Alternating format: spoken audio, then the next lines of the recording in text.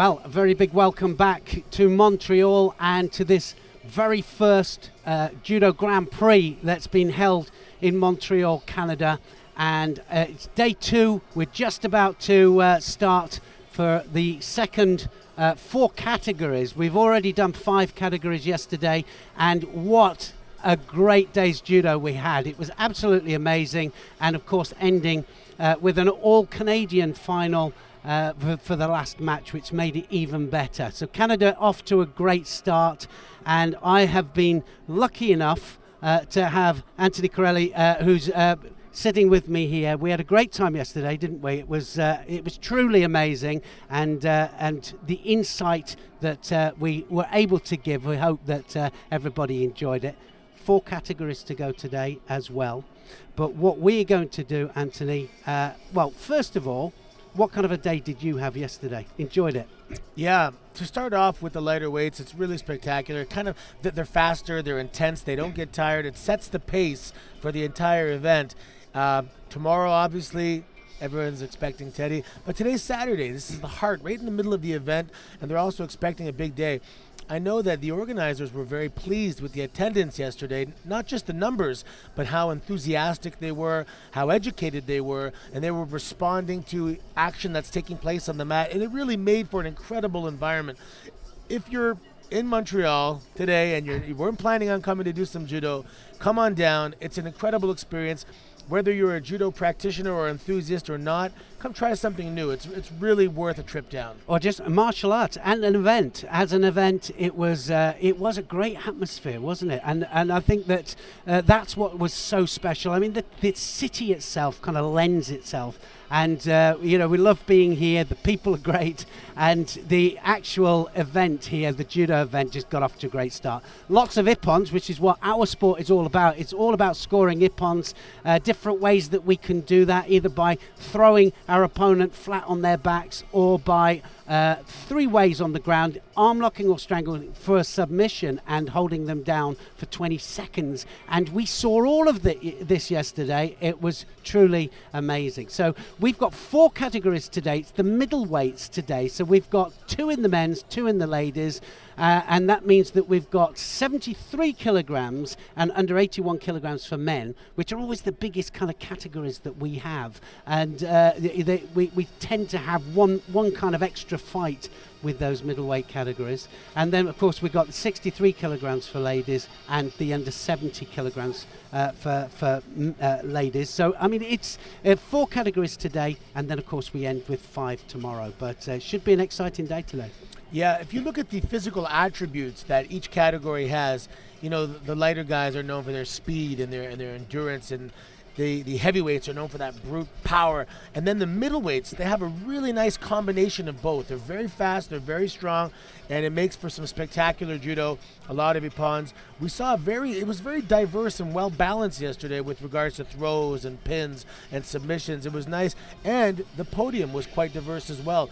Many countries on there representing their countries, and a lot of flags. Yeah, well, I think we've seen that with the World Tour. We have a World Tour, and the World Tour consists of 22 events, Grand Prix, Grand Slam tournaments, as well as the World Championships, other than the Olympic Games itself. But and that means that people can pick up very, very valuable world ranking points leading in to the Olympic Games. It starts the qualification 2 years prior to the Olympics, and then it's all systems go. Everybody's trying to get points. So a lot of people at a lot of events, and I think that the nice thing is that we see so many people, different countries, different fighters on the rostrum, and it makes it a truly international sport, really does. Yeah, and it being 2019, you can really feel the tension and the, not quite desperation, but this is the time. Right now, you have to qualify. 2020 is 6 months away. Yeah. And the Olympics they're coming. And it comes around very quickly. Very quickly. And so top 18, it's top 18 in every weight category, automatic qualification. We have a continental quota as well that go 5 continents, of course, and so they have their own continental quota. So we have a couple of wild cards thrown in as well. So sometimes we get a wild card. a little bit disappointing if you're at 20, 21, 22 and you've done all the rounds and you don't go. But I tell you what we're going to do first of all. Let's just go through yesterday very quickly because we've got a few minutes before we're actually on air for the second day, and we can just run through the 5 categories that we had yesterday. And briefly, the under 60 kilos category, of course, saw the great Takato, the Japanese, he's a 3-time world champion, and here I think just to have a run out before the World Championships. But we were talking about depth for the Japanese. I mean, they have 2 that they're going to send in 60 kilos, so there's 2 of them they're going to send. One of them was here, and what a performance he had yesterday. He looked like he was having fun, Yeah. and the audience really seemed to connect with him because he was having fun. And at the end, the 2 thumbs to the back, and he's not quite your traditional Japanese fighter. He has some interesting creativity and movements, and it really makes for a spectacular contest. Well, he fought Mishford Abadze in the final of that match, and Mishford Abadze is the world rank number 1, and it was a repeat of the world final, but he made it look easy, so unbelievable. We're going to have some fights that are going to be fairly similar.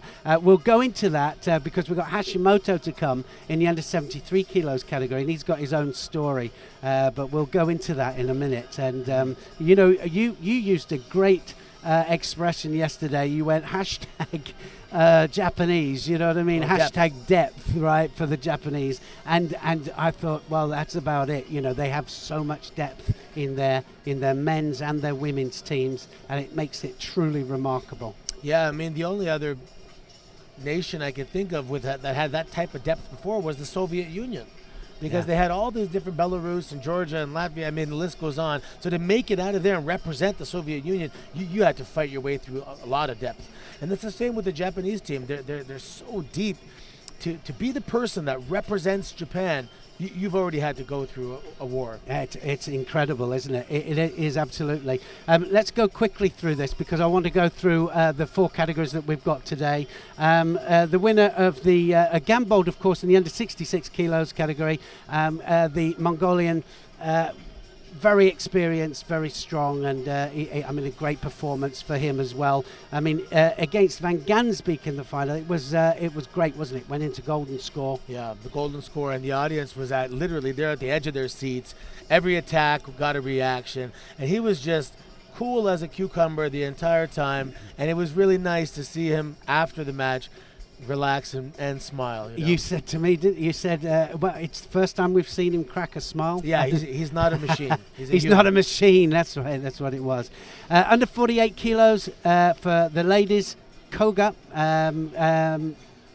youngster, and she was out there from no world rankings, and that was her first time out there, and she was just consistent all the way through the day. Yeah, for someone who's really breaking onto the world scene, she just acts like she belongs here, and she believes it, and you can see it. It just oozes out of her, and she did, and she won in spectacular fashion. Yeah, she did do it, and a special mention, I think, to Costa of Portugal, who really put up a great fight in the final with her, and I thought that she did very well with her, but in the end, it was just the Newaza and the transition, that beat her. Yeah, she definitely gave it her all. She did not hold back. It was a very open contest, and she should be proud of herself. One last one then, under 57 kilos category, really special for Canada, of course, because you have 2 representatives there with Deguchi and Klimkate there in the final. They were expected to get to the final, and it couldn't have ended more perfectly, could it? Yeah, and the fact that it was the last fight of the night, and because we're in Montreal, it really had that main event feel. Yeah. I mean, they were just shy of entrance music. That's all they needed. It would have been a real main event. But the atmosphere in here for that particular fight was unlike anything I've ever seen. The audience just was smiling, and the audience won. Yeah. The audience won that fight. Yeah, they did do it, and it was magical. And of course, Miss Deguchi there coming through, I thought she looked so confident with the whole thing. And I said actually yesterday that I thought Miss Klimkate was going to definitely, she's one for the future. I think her time will come. But yesterday, certainly, Deguchi showed her class. Deguchi, if you watch, if you can go back and you can go on, ipon.org and watch kind of how she got there. I don't want to say it looked easy, but she was dialed right in. Let's just go quickly. We've got 4 categories today, and it's the under 63s, under 70s for the ladies, under 73s, under 81s for the men. And just very, very quickly, and I have to put my glasses on, so please excuse it, but just going through it here, Beauchamp on the top of the draw in the under 63s. For me, I think is going to be up there and roundabout, and I think that the Canadians got a great chance in that particular category. Yeah, the Canadians that are on, that are fighting today, there's a lot of opportunities to get some medals. Absolutely, this is a strong field for Canada today. Yep, and also nice to see Haka of Australia, who's going to be there as well. She's on great form as well. Under 70 kilograms, and we've got now several. We're just looking here. Perez, of course, on top. Niang, they're the 2 top seeds in this, and of course Perez, former world silver medalist, and she's very, very consistent. And I think that with Szczepanzik down the bottom there, she could spoil the party with all of them. So under 70 kilograms. Kalita. Yeah, so I mean it's going to be a great event. Under 73 kilograms, let's just go quickly on to under 73s. Hashimoto up the top there. Hashimoto is the current world champion. The current, not the defending, because he's not going to be defending his world title. Can you believe that? I don't want to believe it, to be honest, that someone who is a defending world champion is not going to be going to the world championships. Well, he's not going to be going to the world championships because he lost in the Japanese trials to the Olympic champion, Ono, and of course there's also another one that came through, beat him as well, who's going to be going to the world championship. So they're sending 2 at 73 kilograms, and Hashimoto, the world champion defending, will not be able to defend that, but he's here, and he'll have something to prove, I think. I can't imagine what that's going to feel like watching the world championships and not being there. That's why yesterday we made the comment about #depth. Does it get any deeper than that? No, it doesn't. It really doesn't. Margelidon down there on the bottom part of the draw, and fighting very, very well, Margelidon. And I think he's got a good chance of going through, but you never know. A lot of people in there will be thinking differently. Under 81 kilograms, just quickly, for me, one of the favourites, of course, is Cass of Belgium on the top there. Just got the European title last week, and he did it in style. He was very, very cool and calm and collected. He had a great, the Europeans Championships, of course, is a strong event, the depth was. And but he nailed it, absolutely nailed it. But of course, he's got Lipinagov of Russia on the bottom half there. And of course, he's also got Valois Fortier, who's down there. And of course, we've got Briand as well, who's fighting very, very well for Canada. So the 2 Canadians could spoil that little party, couldn't they? Absolutely. It's a shame that they're on the same side because they had the potential to meet further on down the line. Yeah. Both of them have been making some highlight. If you follow social media, they've been featured in some highlights with some nice techniques throughout the year. And I think they're going to be there and roundabout without a shadow of a doubt. So more medals are in line, I think, for Canada, and we are just about to now get underway with the second day of the Canadian Montreal Grand Prix. So here we go. First fight up, I think what we're going to do here, I think we're going to go on to, we just might as well start with the under 81 kilos category with Mutai of Mauritius here against Marinou of Canada. So Canadian first up. Yeah, I noticed Marinou warming up.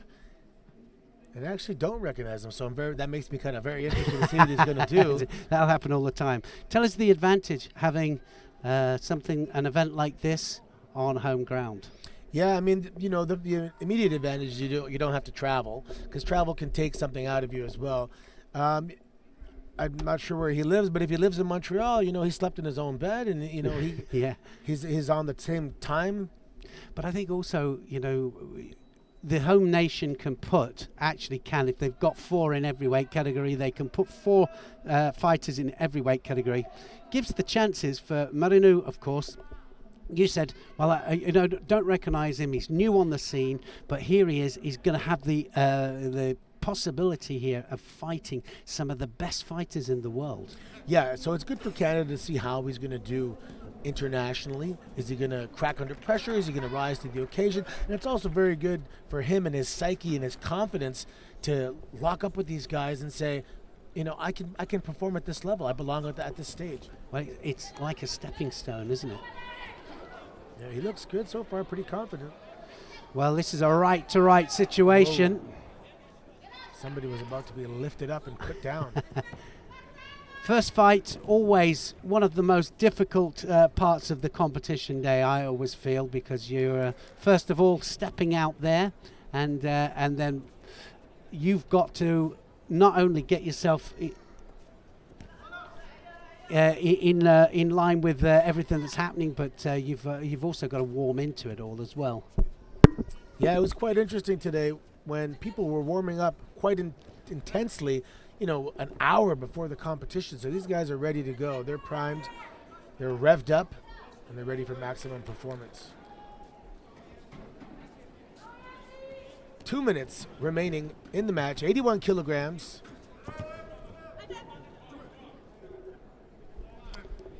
Muti from Mauritius against Marino from Canada in the blue gi. Muti, of course, in the white gi. No score, 1 Shido each. Very even competition thus far. Yeah, I think they're starting to really warm up, aren't they? So stepping onto the big stage, and of course the nerves getting not the better of them, but they're having to cope with it and then start to perform. And 4 minutes for the first part of the contest. If it goes all evens at the end of this 4 minutes, we're going to golden score. Yeah, both guys standing up straight, good posture, good gripping. But someone's going to go. Yeah, someone's going to go. You just get a feeling, don't you, that something's going to happen. He's going to get another Shido here, Marinu. Now, how does that work when it's quite obvious that someone is pushing the person down? Well, this is it's a good question, and what will happen is Marinu, then it was because of him that I think that he let his head go down. If you've got somebody that's purposely pulling down, then they can receive the Shido as well. Mm-hmm. All right, so it's if it's just for the wrong reasons. Now that's going to be it. Well, I thought that was Ippon. I thought he went right onto his back there. They might change that, but I don't think it's going to make any difference. Good Wazari there for Marino. His entire back did touch the mat. Let's see if they make a change. But that woke up the audience. Now, the audience is already quite full, and people are still filing in at an excellent pace. So I expect it to be quite full in here today, quite energized. You might just have the Ippon from that. It's just a feeling I got there that Ouchi. Look how he goes onto his back, directly onto his back. Yeah. But the referee, he is right in some ways. If it rolls on the back, I think that that was more of a Wazari than an Ippon.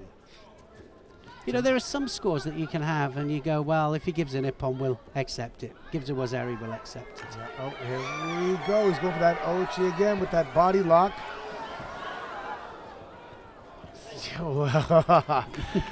Man, this is a game of toes. Not game of throws, but also game of toes, because they're just about to lift each other up. Now, Marino has the Wazari. Okay, there's 8 seconds left because, whoa. And that's going to be it. There's a victory for Marino. Well, not only a victory, he's into the next round, which is, can you imagine, every round that you win, they've got to get to the quarterfinal stages to have any chance of winning a medal. And I think that, he's one step closer. One more match, and that will take him into the quarterfinals. And I'll give him 2 chances then of getting a medal. Yeah. Mui must be disappointed. I mean, he was very close to winning that match. even though Marino had the Wazari, he still was only a Shido away from Hansakomaki. So the crowd loving it. It's a great start for him, and I think we'll stay on this mat for the time being here. We're going to have Jack Hatton up next for the USA against Thomas Morales of Argentina. So that's going to be our next one. We will be switching from mat 1, 2 and 3. And for anybody listening in on the the live streaming, you can go from one mat to another. You won't always have our voices on it, so if you want our voices, just follow us. But if not, just go to the mat that you want, and you can easily access it. Yep, I tell friends at home, I said, leave it on in the background. You don't have to sit in front of the computer and watch it the whole day. If you hear us get excited, come back to the computer and you'll see what we're talking about. Which is quite often, really. Yeah. It is quite often. That's the beauty of it. I mean, we're obviously fans of judo as well, and we get to call the action something we enjoy that I would watch anyway. Well, I like his judo, Jack Hatton. I think he's got some really nice judo. He's got a nice little taitoshi that he does. And so a little exchange on the ground there. Morales says, well, let's get up and let's carry on in tachiwaza. Tomas Morales in the blue gi, Jack Hatton in the white gi. 45 seconds gone in this round 1 competition in 81 kilograms. I don't know if I could make weight anymore. It depends what weight we're talking about, doesn't it? Yeah. No, I know. It's sometimes think of all the times that we used to make weight, and at one stage, I mean, I fought in 2 different weight categories, and at one stage I was halfway between the weight categories, and it was whether to bring it down or pump it up, go up to the next weight. Luckily, it went up quite quickly to the next to the higher part of the weight. Like Shakespeare, to eat or not to eat. Is that what he said, though? I'm not too sure. No. Whoop, there's an attack. Not quite underneath him. And that's going to leave him a little open here for the ground. Look, his arms, there's some opportunities there. There's some holes. Let's see if Jack Hatton can exploit that. We saw some great transitions yesterday, and it started off a little bit slow, but towards the end of the day, we saw some really good catches, and I always refer to it as the catch. Yeah. And catching, well, if you're an arm lock specialist, then you've got to catch the arm. Impossible to arm lock without the arm, right? Yeah. And for the shimiwaza, for the strangle, got to catch the neck. And of course, the Japanese, the experts are getting into the Osai Kamiwaza. They just love it. Yeah, and when somebody has the person's back, all options are open. As we saw yesterday, you can take the arm, you can turn them with the arm, go for Osai Komi, and then, of course, God forbid, they look up for a moment, and there's the neck. Everyone's so good these days in Newaza. It's really nice to see. I love the crossover, the BJJ crossover. I love the jiu-jitsu guys, coming in, because they really vamped the Newaza standards, and I think that what happened was we had a 70-30 in judo for Tachiwaza against Newaza, and even went to 80-20 at one stage. And then I think that if you have a look at the jiu-jitsu, it's probably 80-20 the other way around. The yin and yang, I call it. Yeah. And I think that now... Is that time spent during that, or is that ippons? No, I think it's time spent, because, it's more related to Newaza, isn't it? The BJJ and the jiu-jitsu, and the throwing not so much, but I think judo, certainly it's more for the throwing. But I think that what's happened now, the rules now... if you have a look at the rules and you stand people up because you don't want them to, you can't see anything happening, then you tend to have more standing. And I think that what they've done now is they've given more time for the Newaza, and the referees have got a rule that they have to give more time for Newaza. And I think it's changed the whole balance of judo. I really do. Now, is the determining factor there the constant progressing of technique? Like there's always... It's all about progression. If it can progress, if you like situation like this now here, and with Morales, if it can develop, then if it's going to end with a possible ippon, let it continue. Don't just stand them up immediately. And unfortunately, I mean, at the highest level here, it's nailed. And unfortunately, the lower levels still we see very, very quick mates, and they stand them up too quickly, for sure.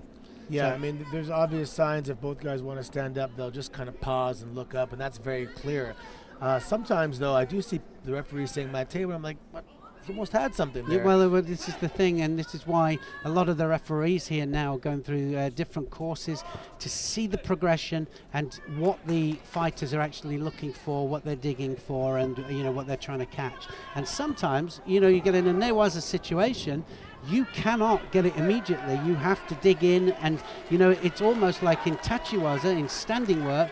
If you feint one way, it doesn't always come that you're going to throw somebody that way. So sometimes you have to feint, sometimes you have to open up situations to make it work. Yeah. It doesn't always happen immediately. Look at this. They got the wrist control, stepping over, trying to. Yeah, Jack Hatton, two Shidos on the board here, and finding it difficult with the pace of this. And also the Newaza exchanges, just coming off a little bit worse with the Newaza exchanges. Yeah, Morales looks really comfortable in Newaza. He just seems to be on to the next. He's just flowing right to the next possible maneuver. Start to step it up a little bit now. Jack Hatton realizes one more Shido and it will be finished. Oh, now then, switch. Right on the bell. We saw a really nice one, didn't we? Right on the bell yesterday, Yeah. for third place. And one of them was actually after the bell, but the throw was initiated a split second before the bell, so it counted. That was fun. And we even saw a submission, I believe, with 1 second left yesterday as well. Yeah, no, absolutely. It's never over. It's never over until that giant gong. That's the one.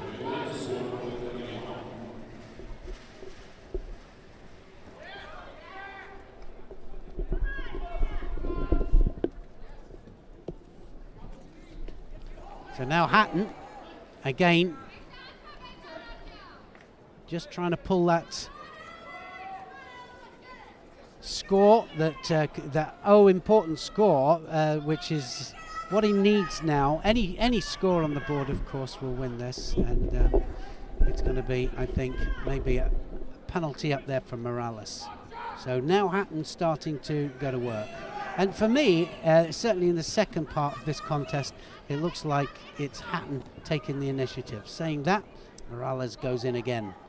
Well, he almost spun himself right into Osai Komi there with the over-rotation. You got to be careful.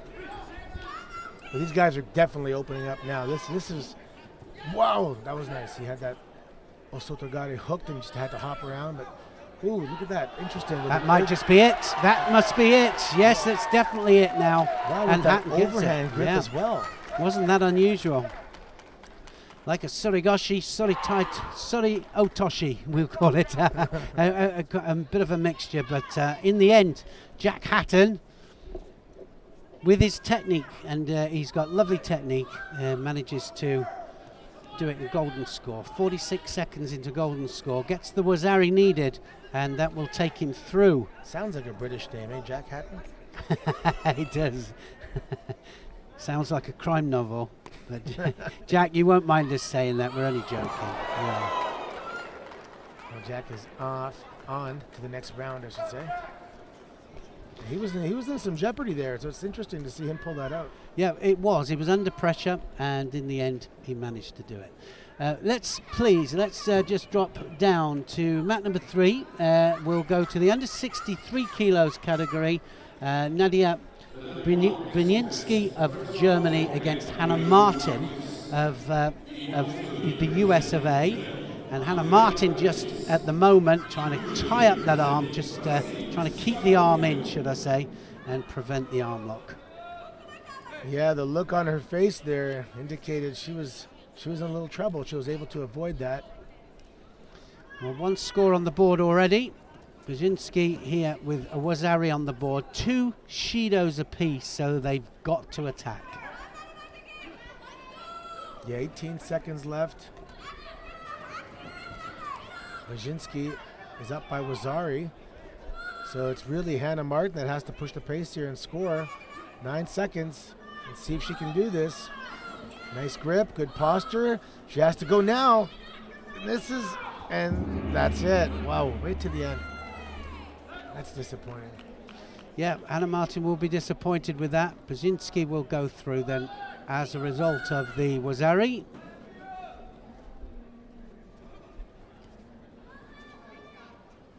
One thing I wanted to talk about today was just how grateful we are for some of the sponsors we have to allow these, to believe in judo and to support judo and to allow these events. SOCAR, the principal sponsor, I mean, if you live in Europe and you see a petrol station and you're a fan of judo, it should be a two-way street. They support us, get your petrol there, support them as well, and really it's going to show companies that, hey, the sporting community is rewarding us for supporting them, and we should. Well, it's so difficult, isn't it, for the athletes, because there's so many events, you know, and without the sponsors, where would we be, like you said?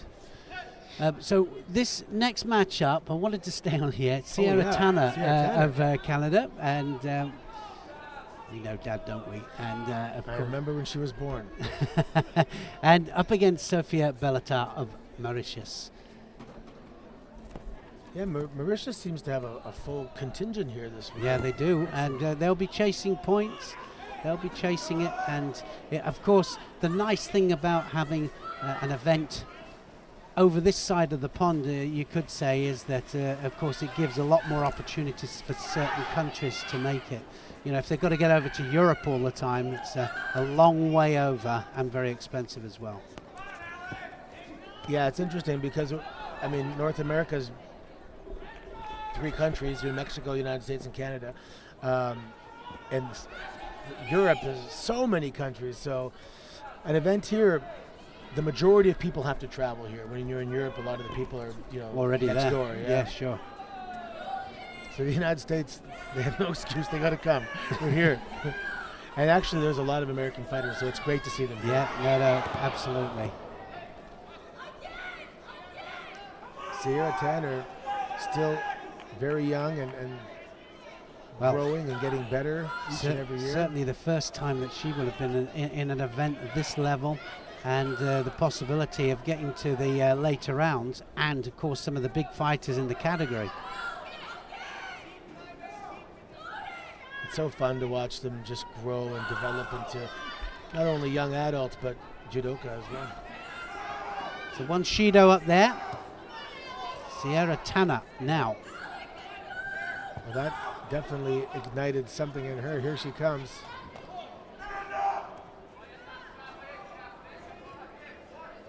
Bellatar looks like she's a little more advanced in the gripping, the kumikata. Yeah, well, that's what you discover, isn't it? When you step up the levels and you get hold of somebody that can grip, and it's hard physically. It's so hard physically. We're talking about the forearms. Forearms first thing to go. I thought she had the head there. That would have been a triangle from the. Well, yeah, I thought that maybe just stood him up a little bit too early, and Sierra Tanner looking there as if she was just about to roll on that arm.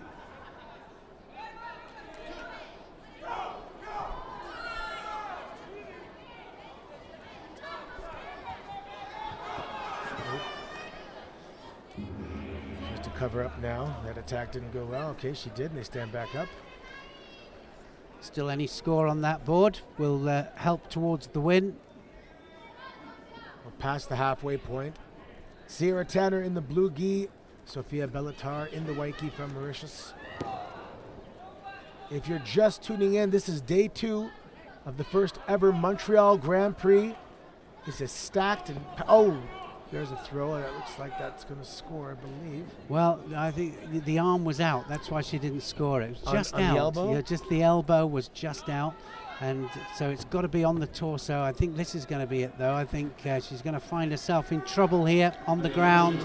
And it'll be the first hold down that we've seen. Can she just turn out? She's not quite settled in yet. And I think that she's got to keep going. That's Osai Komi. Yeah.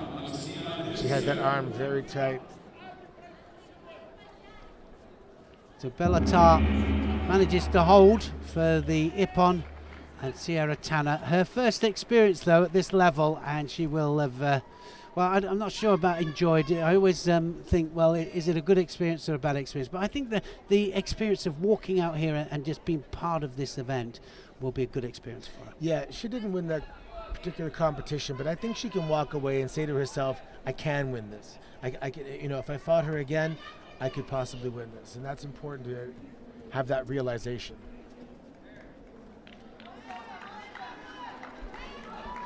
So that's the way she got into the hole down there. She was always going to be in trouble and just manages to tie it all up. And Bellatar breathing a sigh of relief when she heard the gong. So just looking now at what matches that we can, let's just stay on here. We've got Sim Chun-yong of Korea up against Drysdale Daly of Jamaica. And, this is our next contest out. And Kim, well, the Koreans have got a young team out here, but it's a strong team. Yeah, I haven't really seen a weak Korean team ever. Well, no, and that's the thing, is that they've sent a young team out here for experience. And every one of them is up there around about. Look at that. Beautiful Sorisora Komigoshi there, and just drops right the way underneath, and that was all over in a matter of seconds. Yeah, interesting. That's the first Jamaican fighter I've seen, Drysdale Daly. Well, it's a long way to come, isn't it? For a few seconds. And I'm talking about good experience or bad experience, but that there was a quick experience, that's for sure. The more the merrier, that's the way I see it. So Sorisora Komigoshi, and so check out her back here. Is it fully touched? No, I didn't think it was. I was like you. I was thinking, well, was Ari, or was it? Anyway, it was given. One of those, I'm afraid. So one of the favourites for the category, Nanami, Asahi Nanami of Japan here against Mayasan of Israel. Watch the transition. Wow, yeah, Asahi going to work immediately, and as soon as they fell, she was on to the next. Well, what was it you said yesterday? It was that it never left contact. Yeah. And, which is one of the key points, isn't it? Yeah, one continuous flowing motion from standing to the ground, and don't even give them that moment to breathe and realize, that you have to take sometimes an inventory. It's an immediate inventory. My arms are here, my legs are here, and already you're already caught. And it works. The transition is such an important game. Yesterday we mentioned people training in tachiwaza and newaza, but sometimes not drilling the transition period. Yeah, well, I think it's one of the problems with separating certain practices. When we always used to see it in camps, didn't we? We'd have so many tachiwaza, so many standing, so many on the ground, and I could never understand why we weren't having a period of randeras where we were transitioning down. So you have to follow it through, so why split it, completely split it? It didn't make sense to me. Yeah, sometimes if there's a smaller dojo and it's pretty packed, I understand you don't want people to fall on each other, and if someone's in newaza and, God forbid, you roll on their elbow or knee, and that's a But at the camps, the camps we got like massive mat areas and things like that, and it's just organising it. It always seems to me it's easier just to stopwatch, control the practice. We'll have 5 of these or 7 of these or whatever it is. But lately, I started doing a drill where I have 2 people hook arms, standing up side by side. They hook arms and they do an ukemi together. So they'll do a break fall. At the moment they hit, they continue into newaza, just to practice that. Fall to the ground and continue right away. And it's fun too, because you're hooking arms and you're saying 1, 2, 3, here we go. And great idea. I like it. So 2 penalties up there to Mayasan of Israel. But this is a hard-on match for Asahi. Yeah, Mayasan looks like a big, strong lady, and she's using that. Asahi's maybe having a little bit of a trouble with the physicality, but she has a penalty as well. No score on the board yet. 2 minutes. Asahi in the white gi, Meyerson in the blue gi. Let's see what she can do on the top now. She has an opportunity. Wow, look at this. She is really pulling on that. Well, that is a shimiwaza. That is on, and there's a few of the Israelis that are using this particular shimiwaza, but she might find herself in trouble here, because if she's going to pass that leg here, and you see them doing it so often, then Meyerson is going to be in trouble. And that's it. That's so psychotic. But that's not. It's a little low on the body. Yeah, she hasn't quite got control of the upper part, has she? The referee will let it carry on. Can she move up towards the top half? Yes, she can. Wow, what a battle. Can she just tie it up? She's on the outside of the left arm. If she can get on the inside. Yes, it's all over now. She's settled in. As soon as they settle in there, it's game over, isn't it? It's already up to a Wazari, now up to a Nippon. 20 seconds. Slowly, her weight shifted towards the head, and the more it was it shifted, slowly, but absolute, wasn't Python-like. It was. And that's the result. A Nippon for Asahi from Japan in round 1. And she'll now move on to round 2. Meyerson obviously disappointed. That's the nature of the game. There's one winner and one loser in every match, and you can't really change that. Somebody has to lose. We've got a nice little matchup here now. We're on to the men's under 73 kilograms category on mat 3. Arthur McGilligan of Canada is going to be up against Del Popolo of USA, of course. Very experienced Nicholas Del Popolo, very experienced indeed. And McGilligan is really, really stepping up to the mark on the international circuit. Yeah, this year I've seen some excellent techniques. Yeah, he has. Really He's got great technique, hasn't he, McGilligan? Yeah, he's fast, he's strong. He seems like to have every attribute you want. And he's just gaining experience. And well, we did see Nicholas Del Popolo have a little dabble at the higher weight category at 81 kilograms, because he does suffer with his weight a little bit. He does struggle with it. Wow, there's one. Not quite. It just elbow out. Oh wow, that's pretty on. Now has he got it? Yeah, he has. That was very, very quick there. In fact, one of those highlights I was talking about, that was actually the choke he did as well earlier in the year. Well, I tell you, that's not easy to do against Nicholas Del Popolo, and McGilligan made that look very, very easy. He really did. Terrific stuff. That is a great win, because he's so much experience there, and to just shimiwaza him like that, and the transition, all about transition here, and that only took 43 seconds. Wow. Nicholas Del Popolo is going to be disappointed, but here it is. Floats over immediately, hooked the leg, really tied him up, and it's under. And he put the left leg over, really gave him something to push off, in contrast to the direction he was pulling. Well, of course, they're not allowed to ramp onto a straight leg. It's got to be into the crook of the leg. It has to be into the crook of the leg. So everything exactly right. Look at the catch. This is what we're talking about with the catch. Yeah. Catches the neck and make sure that it slides underneath the chin, not across the face. Yeah, the angle of his neck too, that's uncomfortable. Wow. So all systems go. We're now on to Barboza of Brazil against Borowski of Poland. And Marowski of Poland is in blue. Yeah, that's a difficult name to pronounce. I think it's Brauzenski. You've got it. Give that a shot. Viktor Brauzenski from Poland in the blue gi. Now that I think I figured it out, I'm going to say it a lot. And Barbosa in the white gi from Brazil. Oop, a little bit of a shot to the mouth there. No problem, it happens. This isn't ballet, folks. Well, we have indeed seen some amazing contests yesterday, and it started off that way here today as well, hasn't it? It's just been one after another. You can see the difference in the power in the kumikata with these heavier weight categories. When they latch onto an overhand grip, it's on. It's like a vice. We see it a lot, don't we? They're from 90 kilos up as well. Some of those guys are, you know, I mean, they're huge.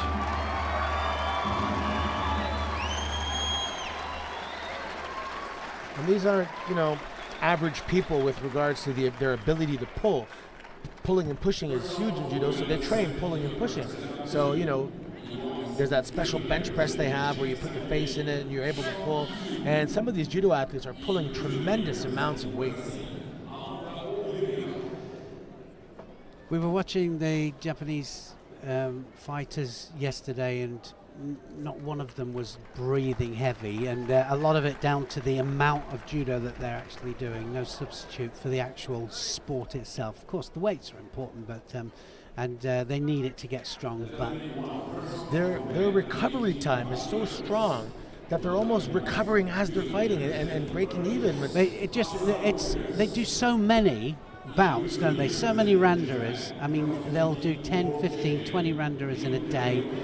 Whereas most people are struggling to train 3-4 times a week, you know, with a good randari base. Mm-hmm. And then it's the same people that they're doing, you know, so they'll probably only have 5 quality ones in a night.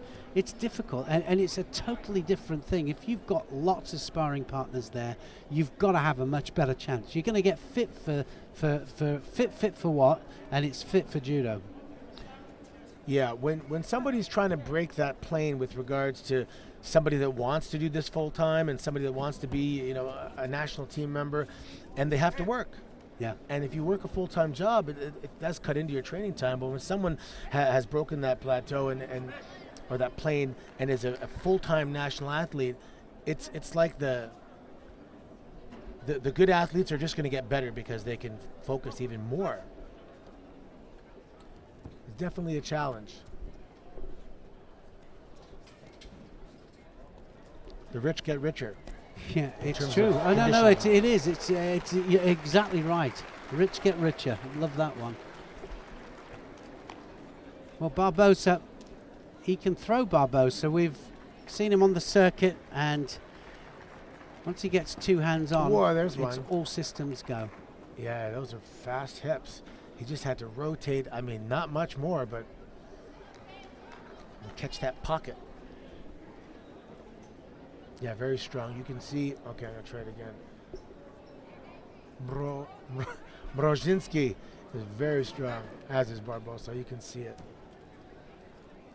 There we go. Some nice. Yeah, very quick with the Sienagi, isn't he?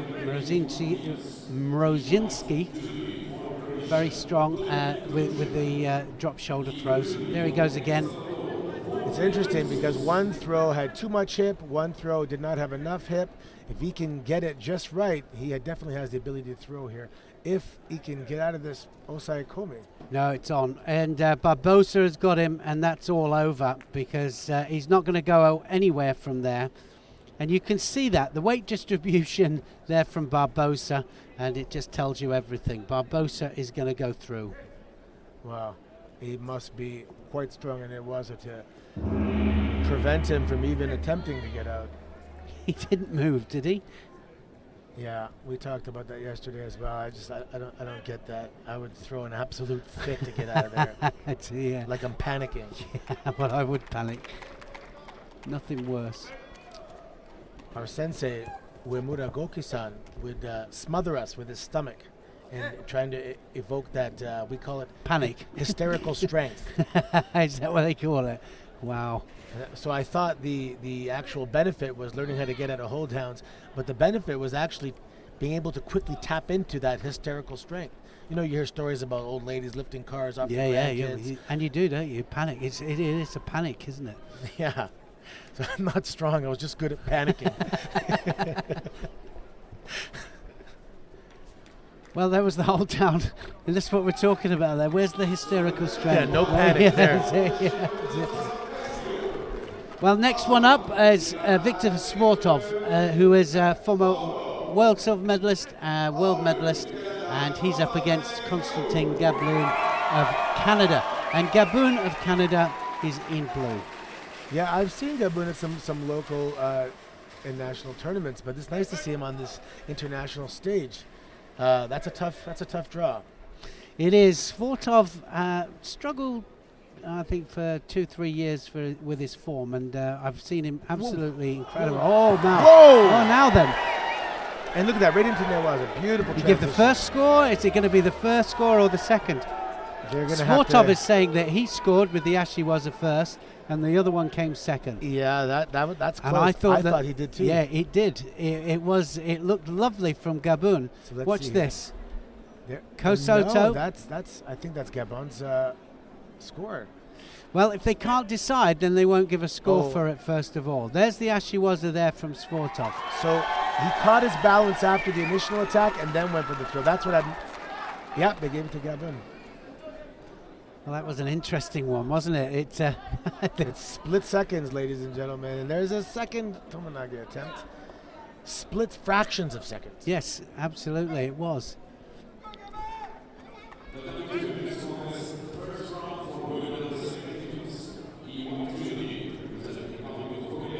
We are approaching a minute here, and wow, wonderful attack by Svortov in the white.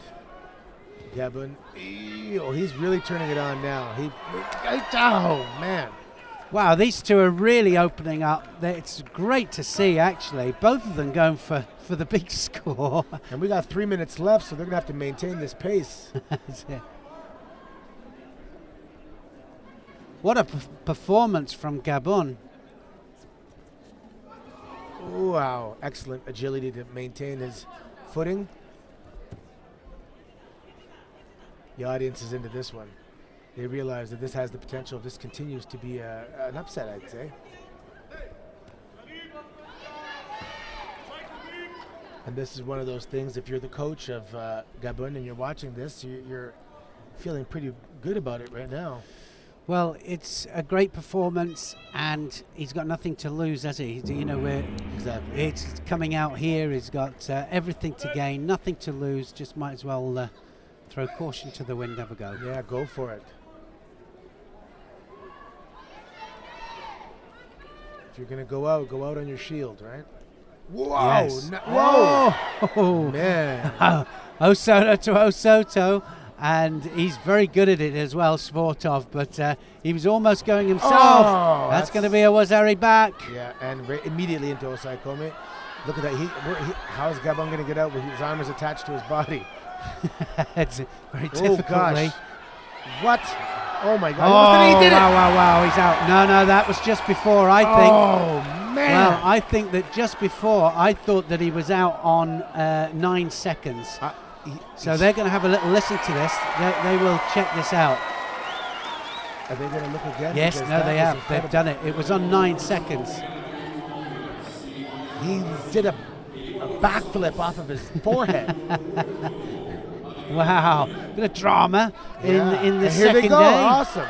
Yeah, no, they took it off. You know, it was 9 seconds the hold down, and that was a great decision. Wow, excellent. Okay. If the audience wasn't into it, they're definitely into it now. Wazari apiece, 1:30 to go. Well, they should give these two a round of applause after this match, because it's real exciting judo. It's what judo's all about. Yeah, I mean, for the other competitors, the audience, everyone, this is the energy you want. So there, okay, that's obviously Wazari, and then he immediately held him down. And look at this neck bridge. Well, yeah, later. I mean, talk about supple. We're talking about the ladies being that supple, but, well, he did well here, Gabon. Minute left. Nice show of sportsmanship by the accidental, looks like a punch in the mouth there. I mean, the lapel is so close to the chin. I mean, it's going to happen. You can't help it, can you? Somebody's going to go here. This is going to be left to left. Yeah. And one of them will commit, and the other No! one go over. No, it wasn't directed okay. enough. You know, and I like this because every time they used to fall, then people would be calling for scores. And now it's got to be directed. It's got to be Tewaza. You've got to be able to put a name on the end of it. And if you can put a name on the end of it, then it's possible for a score. Yeah, this chess game with their feet is awesome. Both lefties, both going for Osoto, both doing Kosoto, sweeping. Man, really fun to watch. This is very technical. Oh! That's going to be a score. He reached back with his hands. I think both his hands touched the floor at the same time there. I think that was Wazari Wazetiapon. Yeah. What a match. Yeah. Sportov with, I guess it has to be the experience edge there to come out with that. 17 seconds left. That whole fight was just excitement from the beginning. It was. Right to the last 17 seconds. It was exciting. What a great match that was. And the youngster there really taking the fight to him. He committed on to the outside of the leg. And, he paid the price with that little Kosoto there for a Wazari. Yeah, look at this. They both went for it at the same time. Just again, the Kosoto Gari, just the difference. Not a great supporter with the landing here, that the score, but it might change after the Olympic Games. It won't change before the Olympic Games. At the moment, it counts. Let's go up to, let's go, oh no, we'll go up in a minute. Let's stay on this one for Wondka of Germany against Eric Ham of Great Britain. And then we're going to go up and have a look at Hashimoto in a second, who's against Bruno of Italy. Oh, nice, yes. Eric Ham of Great Britain. He'll know that he's got a handful on his hands here with Wondka. Wondka, of course, in the white gi. Eric Ham in the blue gi. 30 seconds gone in this round 2 competition. 73 kilogram action. Montreal Grand-Prix. The first ever Montreal Grand-Prix. And I would say if it ended today, it would have been a success. Well, that was a score. I think he gets the ip on there, Ham. Yeah. That was superb. And he made a mistake there, Wondka. He went over with it, if that's a mistake. But it was brilliant stuff from Eric Ham. Excellent stuff. Sorisura Komigoshi right the way underneath there and carried on the rotation to get the score. I wonder if Wondka was... Sometimes when guys are going for throws and they try and take the back. He tried to do it, and you can't jump on the back, can you? Yeah. Let's just whip up then to mat number 2, Hashimoto, who's against Emmanuel Bruno. And Hashimoto, he's the current world silver medalist. And actually, he lost his world title, and he lost it to the Korean. And I'm just looking now, under 73 kilos, of course, it was Anshan Grim that he lost to. Whoa. And so Hashimoto not going to go to the World Championships, and he has no chance to get the World Championship. Whoa, that's going to be all over. It. Look at that. What a Sinagi. Really intense kumikata. These guys were standing, and those hands were moving fast. And I guess that proved to be the distraction for Bruno, because Hashimoto just landed a beautiful Ippon Tsunagi for Ippon. Man, today is it's going all over the place, isn't it? I'm sweating from this. I wanted to stand up and clap for the one match there. Oh, man. You can do that. You know, we can do that kind of commentary. It's good. Beautiful left Sianagi. He's got the Sodi as well, but look at that. That's textbook stuff there from Hashimoto. Yeah. He's a two-time world champion. He was going for his 3rd world championship gold, but got thrown in the final actually by Anshan Grim. But Hashimoto has just shown what class he has. Bruno's fingers just scraping the mat here, just trying to get something to post off of, but no, to no avail. It didn't happen. He's going to have bits of tatami under his fingernails. I think he might do. So we'll stay on this then. We'll stay on this match. El Mazzati here of Mauritius here, and against Langlois of Canada. I really like the fact that, because it's a local tournament in Canada, we get to see some extra fighters. Oh, look at this. It's a score, I believe. Beautiful Sianagi there. Takes him over for Wazari. Straight away into the lead. Crowd very responsive. We've got a well-educated audience up here, and look how many people. I mean, we're talking about early days, isn't it, into the second day? It's just past noon here in Montreal.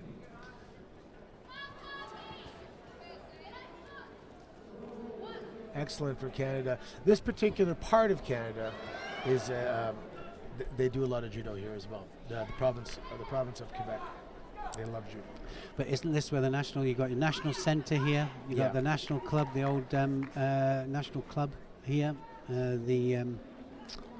When I was growing up, if you wanted to continue, this city, Montreal, seemed to draw everybody here, and you need bodies. And if they're here and you need bodies, then you come here. Did it draw them here, or was it a fact that you had to come here in order to get selected for the national team? Kind of a bit of a mixture of both. A little bit of both. Yeah. When I was there, we had people from all over the country, and again, the country is massive. I remember going to an international competition, and some of the teammates never met each other before because they were from other parts. I believe to fly from the west to the east, if I'm not mistaken, is about a 7-hour flight. And that's expensive.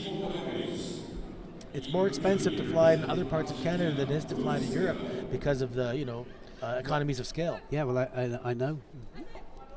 I know, absolutely, because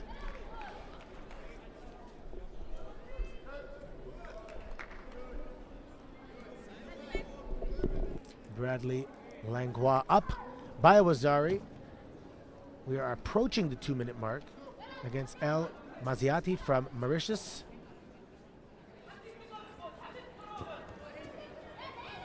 El Maziati looks very physically strong. So Langlois is going to have to deal with that, as well as his technique and his speed, and his timing and his experience. So many factors to develop a young judoka. Mindset, physical attributes, experience.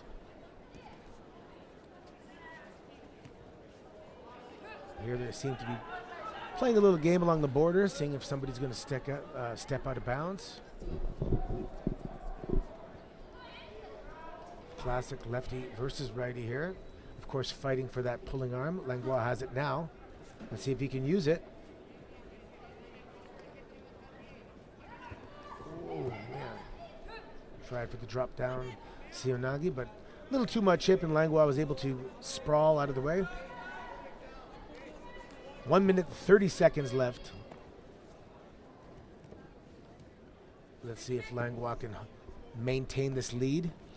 It's always difficult, isn't it? You say whether to maintain it by attacking, doing what you've done for 3.5 minutes, or do you change the tactics completely? But it doesn't always pay to change tactics. Yeah, I mean, he has no Shidos right now. You could get one before you're a little bit stressed. But I mean, I always wonder. I think, well, why you've dominated for most of the match? Why not just do exactly the same for the rest? And always for me it was. I used to tell my students that, well, why are we changing the tactics in the last minute with the potential of it all going terribly wrong? But. Yeah, I'm under the philosophy that offense is the best defense. Yeah, I agree with you. 100%. And if you switch to defense, well, that's no longer the best defense. Oh, Shido apiece now. 52 seconds left. So Langlois lost that cushion, so to speak. Drive. He's good. Yeah, he's not far off, is he, with that? And going again with the CI. And he definitely saved that Shido there, because if he just dropped down and there was no balance broken, could have been a penalty. But the second effort, the third effort definitely made it look like he was going for an attack and not stalling. Yeah, El Maziati looks like he has very strong kumikata. This entire fight, look at his posture. Oh, what did I just see? He's literally spun on his head. Well, sometimes if you use the head in order to purposely to avoid, you can be Honsokamaki disqualified. But now then, again, they both do it. That was the other way around this time. Is this a breakdancing competition? competition? Well, I think it might be. But that was great stuff from El Masati, because he disappeared underneath him. Langlois said, well, get hold of this, because here's one back. El Maziati realizing he's not going to have enough time to get that score. What a victory for Lengua. This is a round 2 victory. He's on now to round 3, which I believe is the quarterfinals. It is. Indeed it is.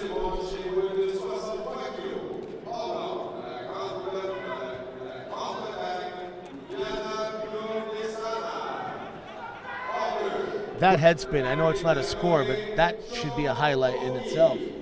Well, it is, isn't it? I mean, we say that you can't, don't score the flight, but when we see flight, this is the actual score itself. Yeah. We know that, what the aim is. As close to the back as we can get. If we go on the side, it's a wazari. If we get them on the points of the shoulders, it's hip-on. But it doesn't matter what kind of height you come from, if you don't land on your back fully, then it's not the full hip-on. But it's an aim, it's what we're aiming for, and it looks spectacular the higher it is. There's another Canadian now. Yes, we are. Bouchard in the white gi versus Daniel Williams of Great Britain in the blue gi, and Daniel Williams going right after him. He's not wasting a second. Well, it's exactly what he does here. Danny Williams of Great Britain here. He's got Newaza as well. And he's just all action, Danny Williams. Trained at the Camberley Club. Everybody from the Camberley Club will be out there watching him at this moment down in London, or near London. And believe me, they're very vocal when they're supporting their men. And Danny Williams, he's one of these that self-funds and pays for himself a lot of the time to get out to these events. Man, he's not afraid to get a tattoo either. He's not, and he's one of the nicest guys that you could ever wish to meet, Danny Williams. Yeah, you wouldn't guess that, but it looks kind of scary, but he's a gentleman. Nah, he's pussycat really. He'll hate me for saying that one.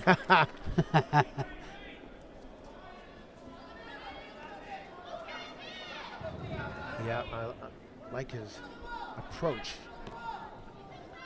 Well, it's all out, isn't it? There's. I think that's the key here. Oh, look at that! Now, Wow. Was it a direct attack?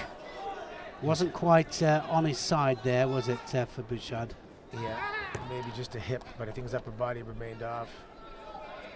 But nice attack. Well, he knows he's got his work cut out here. Bouchard is a regular medal winner on the international circuit, and he's dangerous with that, especially with that Uchimata there when he hooks in.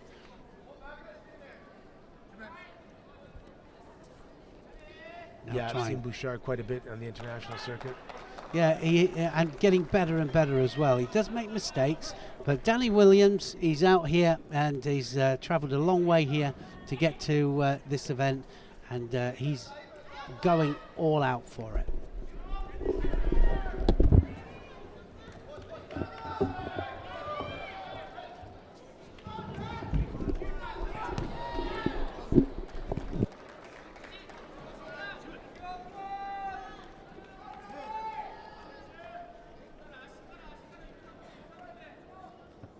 Drop Cianagi there from Williams, and straight in again for the transition. Beautiful drop Cianagi.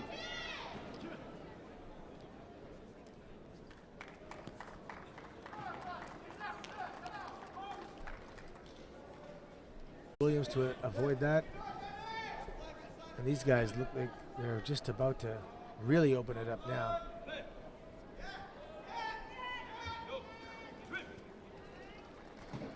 Wait, always looking for the attack here, and he's got to be careful with that, Williams. And that's what we talked about again yesterday. He went for that. He had success with it earlier, more success, and now Bouchard knows it's coming, and when he grabs that belt, he's going to be prepared to block that. Yeah, well, that's why I said he's got to be careful with it, because like you said, you could kind of feel it, you could see that he was itching to kill it dead. But Danny Williams fighting well here. Yeah, he's finding a way to nullify Bouchard's attack with that excellent gripping. Well, tough match for both of these fighters. Yeah, no score, no penalties. That means they're opened up, they're bringing it. 49 seconds left. Somebody has to score, or we go into golden score, and then somebody has to score for sure.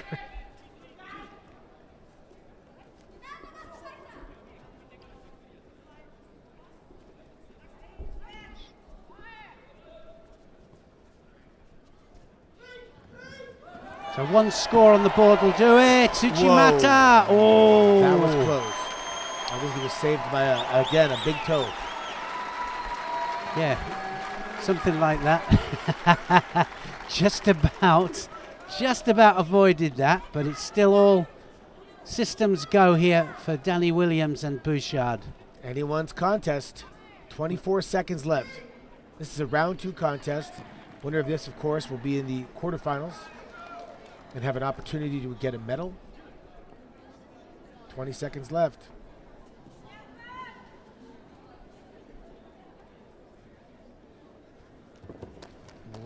Got to get rotation on that Cianagi. You can't just drop on the knees.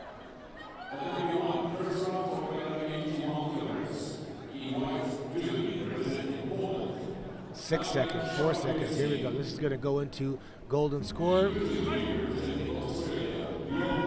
If it wasn't exciting enough already, here we go. Sudden death overtime.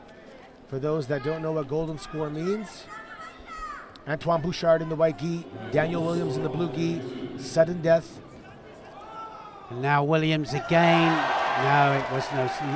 So everybody shouting for it there. But, you know, and it makes it easy, doesn't it, for us now. We know it's not a score. You know, it's got to be more directed. You know, if you've got a hand and tewazed it and to death, then you might get. Yes, and the ki as well, you know, but it's not just the ki, but everything working together to get the counter. Yeah, including the crowd. Yeah. Whoa, oh. See, that's they're going to give him the score. Well, are they? You know, we'll see how he hooked in, or if he did hook in. And see actually if that was Danny Williams' technique, but we'll see it back in slow motion. They'll ask for a video replay here, because I'm not so sure. I think it was Danny Williams. So watch again. Watch Danny Williams tuck in, and Danny Williams went for the pickup, and I don't think he lost control of the hands. He won't give it. They're not going to give it. So it's the hands that are the key here, and the Canadian crowd won't like it. Of course they won't. But he lost control with the hands. Oh no, it's got it. He's got it. I didn't think it was. Right, that was a real surprise to me. He definitely could have hooked that leg, turned his head, and made it look like he was doing an Yeah, for me it was the hands. But anyway, Bouchard gets it. Then disappointment for Danny Williams there. Well, he's going to be even more disappointed when he watches that back. I think he will be, actually, and I really believe that. So Anthony Zing of Germany here up against Nunes dos Santos of Luxembourg. That's our next fight up. So I'm going to hand over, and I'm going to leave you in the capable hands of Anthony Corelli and also Louis Jani, who's just about to join us here, and he's going to come in as my guest here, and he's going to do an hour for me, and he's going to step into the seat, and I'm going to leave it in your capable hands. Thank you. As Neil Adams said, I'm being joined by Louis Jani. Louis, thank you for joining me here. Pleasure. We are on mat 2 right now, 30 seconds into this match. Anthony Zing from Germany in the white gi. Nunes dos Santos from Luxembourg in the whoa. Oh, that was close.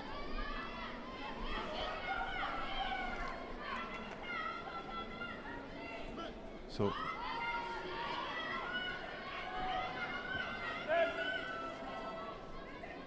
interesting, though. He's approaching with the left lapel grip, but standing right. well, this is early really in the match, so I think they're still trying to feel their way. We've seen that the German has tried quite a dangerous move before. Yeah, it's funny. Some of the fights, there's a feeling out process, and then some of the matches, they just go at it. The last match was like that. They just opened up immediately, went for big attacks. Exactly, and I think this feeling out. Oh, beautiful Uchimata! That was what a cracking Uchimata that was. That was beautiful. I hate to make a dad joke, but that was definitely a zinger. Couldn't help it. Well, don't count on me for dad jokes, though. I'm not very good at them. That was beautiful. What rotation. Excellent. Yeah, using the beautiful Uchimata. Look at that lift. Wow. There is no need for video replay on this one. You know, for the center table, they know it's Ippon. How did he lift him so high? He was on one knee. Yeah. And you can train that. You know, if there's athletes at home watching, you can definitely train that kickback motion. And now Catherine Bushman-Pinard of Canada against Olsen from Denmark. Obviously, there's a good crowd here today at the tournament, and they will be rooting for Bushman-Pinard, obviously. Yeah, Bushman-Pinard always impresses me. She was very good at 57 when she was 57 kilo, and she handled well her move up to 63. When did she move up? It was after the Olympics. Oh wow, 2016. Okay. But she placed 5th at the World Championship in 57 kilo. Of course, Bushman-Pinard in the white gi, Olsen in the blue gi. Wow, beautiful. That's one of her favorite throw. Okay, the low Kataguruma. Nice. Yeah. That has to feel nice, hearing that response from the crowd. Look at that, horns and cheering. Man, what an ambiance here today. Well, I think Canadians have been doing quite well in those first rounds. Look at that. 2-on-1, two hands on one arm, ducked under, nice and tight, allowed her to rotate.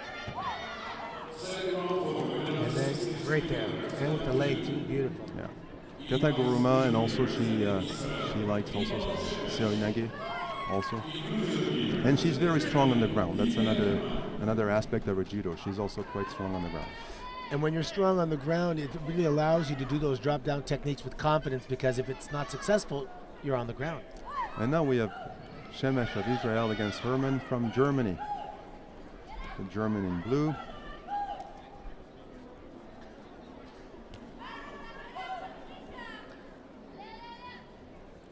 I know the audience is looking forward. In about 3 fights on mat number 3, we have Kalida Zupanzik, Canada, coming up.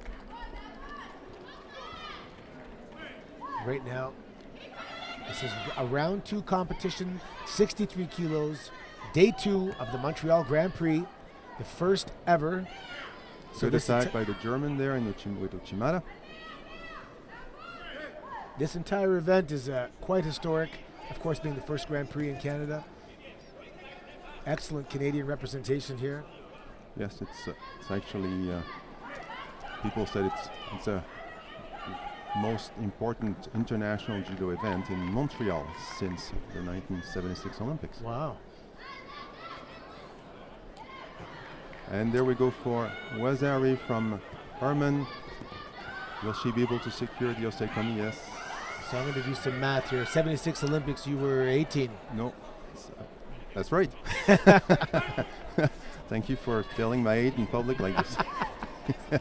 Wow, you definitely don't look your age. You look like you can go out there and fight. Oh, I wouldn't try, trust me. And so we have Wazari on the board for Herman of Germany. Shemesh has her work cut out now. She has to go after the German and try to come back in this fight. And the only reason I know that is because you told me you were 22 in 1980 right. yesterday. That's right. Yeah, a lot of this double sleeve grips here. It's making for some interesting modifying of techniques. Yeah, that's also a way basically to control the opponent, and just like you're ahead and you know you're able to control the opponent that way. Another Ippon this time. Beautiful combination. Uchimata first, finished with Kochi Gary. Very good fight for Vivian Herman of Germany. It's interesting when I see the call of Ippon being made, the immediate relief from the fighters realizing that you know it's over and there's victory, and right here she's really for the winner. That's right it, away. Yeah. There we go. Uchimata, Kochi Gary, very well timed. Coming up now on mat number 2, Amy Livesey from Great Britain in the white gi versus Alicia Gales from the United States of America in the blue gi. And here they go. This is round 2 competition, 63 kilos, day 2 of the Montreal Grand Prix. If you're just joining us, yesterday's competition day was excellent. Wonderful highlights. Tomorrow, of course, is the day a lot of people are waiting for with Teddy Riner in competition. But today, this is the meat and potatoes today. These are some of my personal favorite categories. They have that wonderful combination of speed and power. So Livesey now trying to get something going in Newaza. Doesn't work. He's been called up.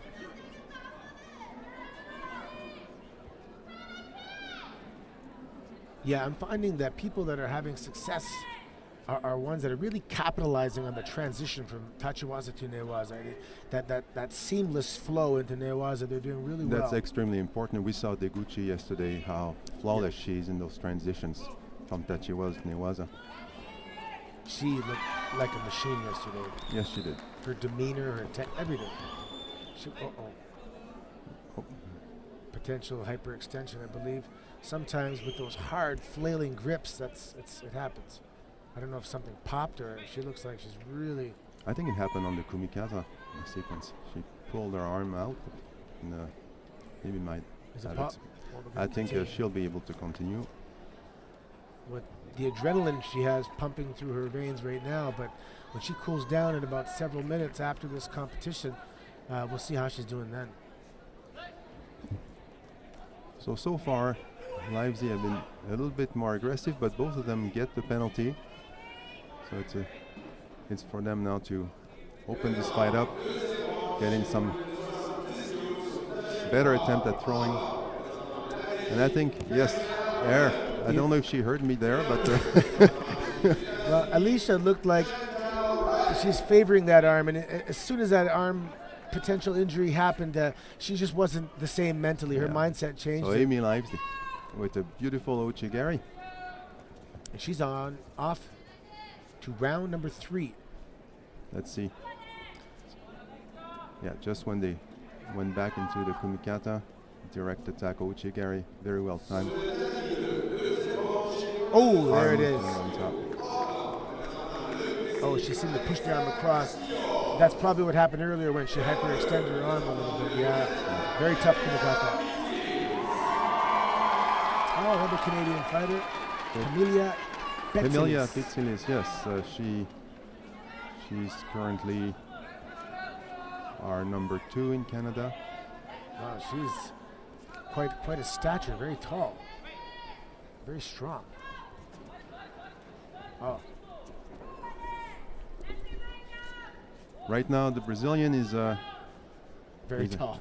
He's having basically dominating the grip with that left hand in the back. Castillo from Brazil in the white gi, and of course Pitsilis in the blue gi. Pitsilis is not used to Grand Prix. So it might be her first actually. So this is a great experience for her. She's still a young fighter. Yeah, and for her and for the coaching staff to see how she's going to respond to being put in this environment. Mm-hmm. And it's important to have the Grand Prix in Montreal because not only our best athletes, the ones who are gunning for the Olympic Games, are get to fight here, but a lot of up-and-comers in Canada, it gives a chance to them to feel what the highest level is like and develop from there, Yeah, and that's the case with Pitsilis right now. She's in a big league here, and she's working hard on the ground right now, but the Brazilian is defending well. She's going to try and isolate that arm and perhaps go belly down for a Jujigatame. She'll stand up. Good for her, though. She doesn't look intimidated. She's bringing the fight. Sometimes the first time on these large stages, sometimes people shut down, and sometimes they rise to the occasion. She is not backing down. But the height advantage from Castillo is significant. Look at that overhand grip. Yeah, she can grab her down. Oh, maybe we can go over now to mat number 3. Oh, well, Is that an ippon?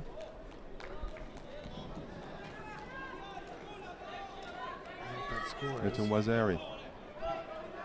He just scored a Wazari there. Change into ippon. Change it to ippon. Okay, let's go over to mat number 3 then, please, and we'll watch Canada's Kalita Zupanzik versus Zandra Dietrich from Germany. Here they are, mat number 3 action. 30 seconds in the fight. In, yeah. Kalita Zupanzik in the white gi and Dietrich in the blue gi from Germany. No score. They already have a Shido apiece.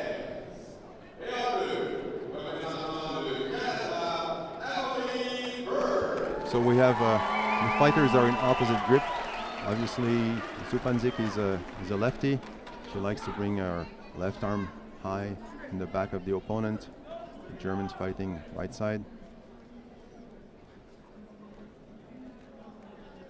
I saw a really cool moment with Kalita at the Pan Am Games. They were in Toronto, Ontario, and when she pinned the girl, the audience for the entire pin just got louder and louder and louder. Oh, I thought that.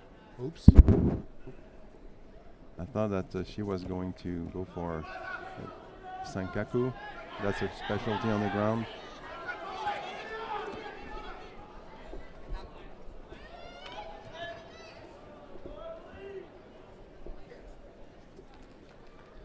Hope she's okay there. She looks like she may have gotten. I think she may have been kicked. We'll have to see the replay, but she may have had a foot or a leg in the eye as Kalita was trying to engage a Sankaku.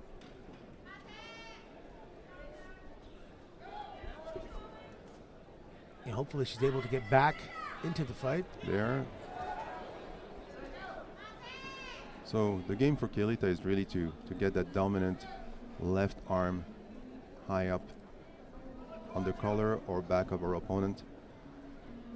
Dietrich has been doing a good job defending so far. But she's no longer addressing her face, so hopefully she's back at 100%. Now they're back trying to impose their grip, but Kalita just off one end is trying a makikomi. Maybe she's a tactic, maybe she's trying to get Dietrich to get a penalty. Currently they have one Shido apiece. If either of them gets another Shido, now they're going to be in jeopardy of potentially getting a third Shido, which will result in a Hansokomaki. Round 2 action, halfway. Kalita has been attacking a bit more, has been, I would say, a bit more dominant, but cannot just yet complete a technique. There. That's a good grip. And from there, she also goes sometimes in Sumigaishi from that position. I was looking for that. Didn't happen here. Very physical contest. Both competitors really strong. Dietrich gets her second penalty, her second Shido now.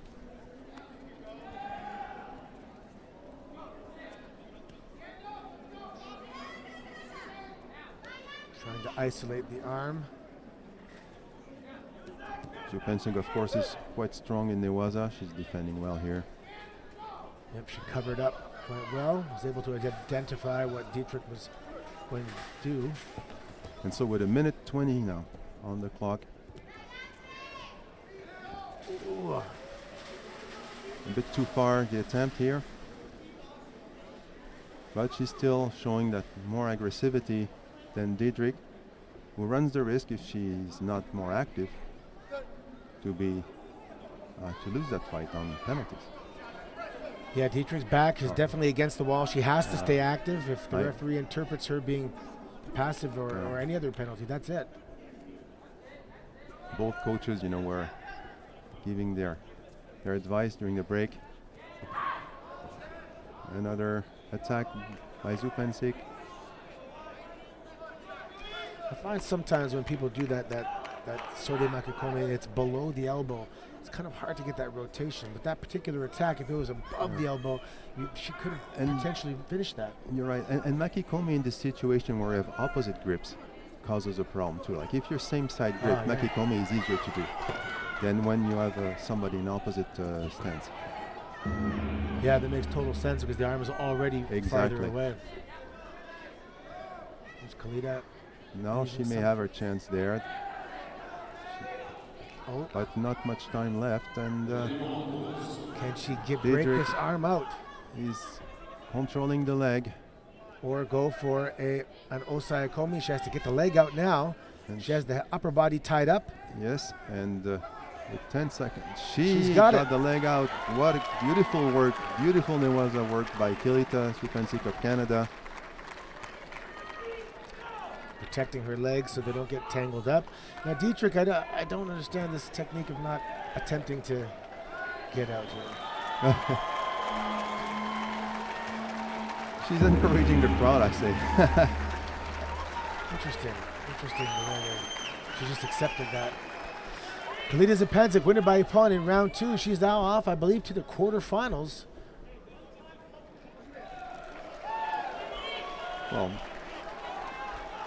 and the Canadian audience quite happily. Emily Burt on mat number 2 is down with 10 seconds, down by Rosari with 10 seconds left. So sometimes when there's multiple Canadian fighters, the attention is divided by the audience, but right now on mat number 3, we have Asahi Nayami from Japan in the blue gi versus Coughlin from Australia. And needless to say, I mean, our spectators today and telespectators know how strong and the depth of the Japanese team, women's team. So it will be. Yeah, anybody from Japan, has worked very hard to make it out of that country in terms of representing. And what's interesting, they do seem to have a system in terms of how they fight. It's very methodical. On the kumikata, always classic strong kumikata with inside grip to control the opponent. And again, they are flawless in the transition from the standing to the newaza. And they excel especially in turnovers on the ground.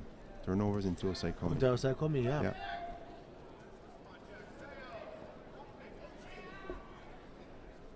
There's a couple thank yous we definitely need to put a shout out there. Of course, some of the sponsors, we have the province of Quebec, the city of Montreal, Canada. These are all local sponsors that help put this event on. And without them, this wouldn't be taking place. So we're very thankful, very grateful for all the sponsors that helped this event take place. Both, of course, local sponsors and sponsors that sponsored the International Judo Federation. There was nice a good attack attempt. there. Yeah, good attempt by Cowan. Actually, there hasn't been too many attacks in these fights so far.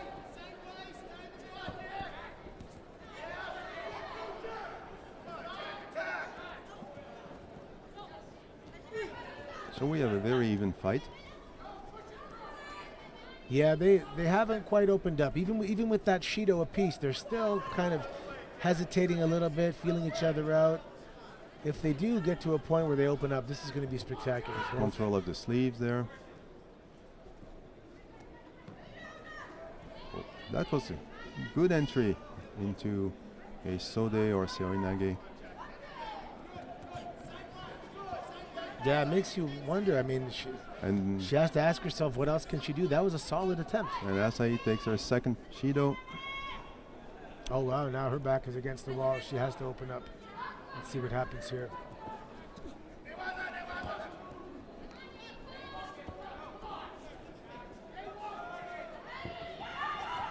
Ooh.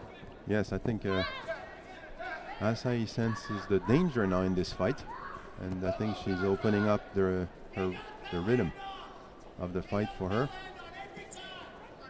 I think we're going to see her being a lot more aggressive. But Coughlin is doing a very good fight so far.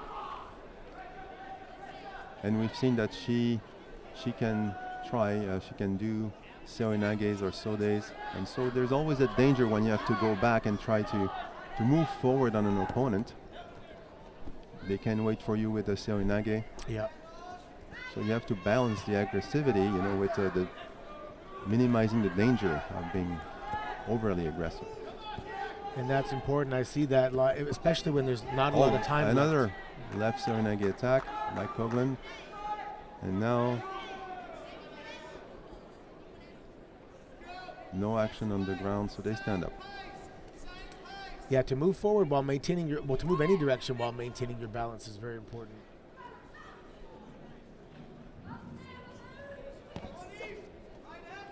Less than a minute left in this round 2 competition. Well, that was the best attack so far by Asahi. But it's a little bit of a far attempt at Osotogari. And again, you know, this is the situation when you have opposite side fighters. You have to reach far out to catch the leg.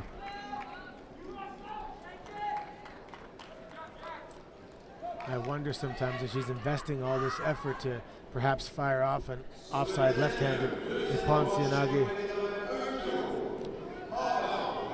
Well, 30 seconds, it may end up on a score, but if it goes into golden score and there is no change in the Shidos, then it will be to the advantage of Kovlin, obviously.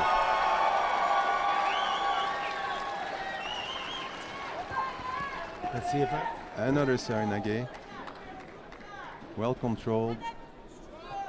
12 seconds left, and we are going to go into golden score. Well, yesterday we saw the fight end on the last second, so Yeah. but I think you're right on this one. We're going to golden score. And again, now it's more complicated for Asahi. She cannot afford to get another Shido. I thought potentially that Kovlin was going to get a Shido as well, because that last attack was not very effective, but she did not get it. So we are in golden score. Asahi Nanami has 2 Shidos, and Kovlin Elf has 1 Shido. Round 2 competition, 70 kilograms of the Montreal Grand Prix. If you're just joining us, thank you for joining us. Welcome. So far, it's been fantastic competition yesterday and so far today. The finals tonight are going to be awesome. So Kovlin keeps the action up. I mean, it's a good strategy for her. Asahi must be wondering right now, okay, where am I going to find the opening? Yeah, she's really focusing. She tried with Osoto, and there, no, she's trying Ashiguruma hip throws, but she's obviously more active. She's in the fight. 1 minute now into golden score. Not one score. There's no score on the board at all. Who is going to be the first one? And now is the chance for Asahi because she's in a good position for a turnover. And as I said, the Japanese really affectionate these Newa's turnovers, but doesn't seem it's going to happen this time. It's an interesting placement, this event. The European Championships were not long ago. The World Championships in Japan are next month. So some people might be using this as a tune-up fight to prepare for the Worlds. And some, like Teddy Riner, use it to cut a almost 2-year layoff from tournament. Has it been almost 2 years? Almost, yes. Wow. Yeah, quite the buzz. I've seen on social media people are posting Teddy sightings in the city. Okay, so the Shido given to Kovlin has been removed, so she still is ahead when it comes to penalties. She has one less.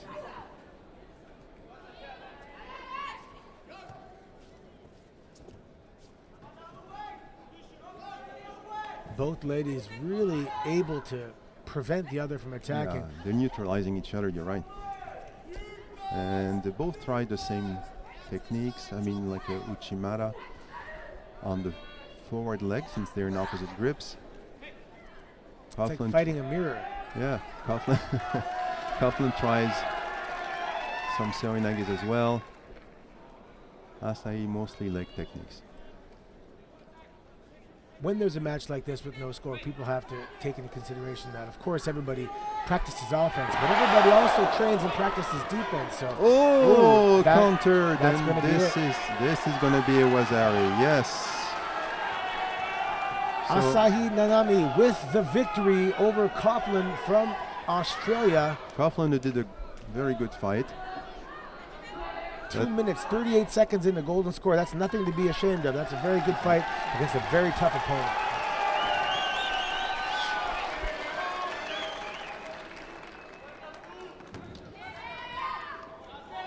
And there it is. There, Back, the Uchimata counter.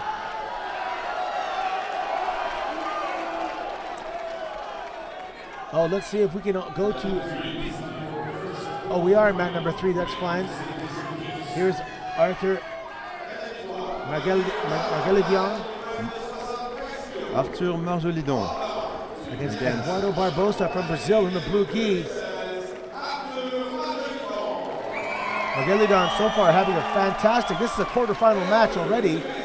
as a superb technician, but Brazilian Barbosa is a tough opponent.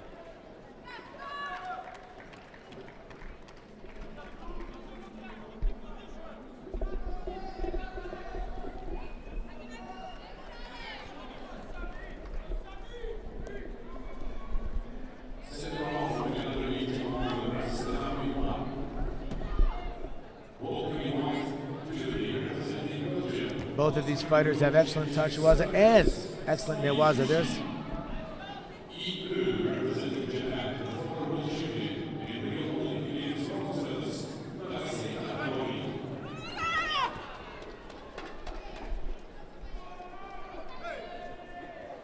Let's watch this fight between two very good international competitors, Arthur Marjolidon, Eduardo Barbosa.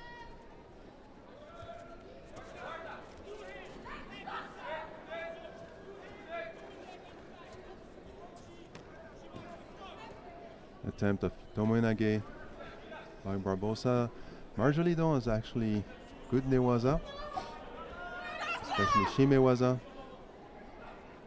We saw that in the previous fight when he was able to apply a choke against. Oh, there's a kick to the face by Barbosa, accidental. Came over immediately to say, "Are you okay?" I don't know if these guys have fought before, what their record is, but they seem to have a lot of respect for each other's ability. And as I was saying, in newaza, Marjolidon likes to go for the shimewaza. He applied it in the previous fight against Del Popolo of the United States. Barbosa preventing Marjolidon from getting his grip there. He realized that he had his grip and and Marjolidon did not, and was trying to block it and get an attack off before he did get his grip. Now they're up again.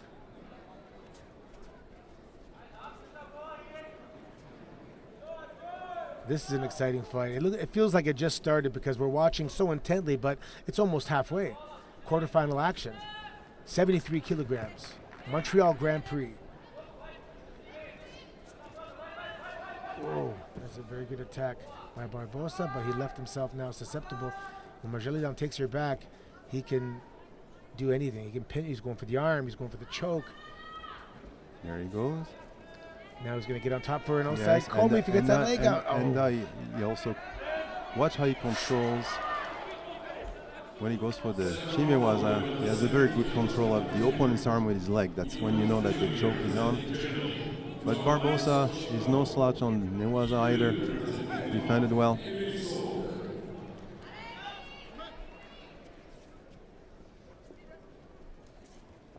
Both athletes superbly conditioned. They have not slowed down at all. 1:30 to go. In fact, they're probably just getting warmed up. And no penalty on the board so far. So how active they've been.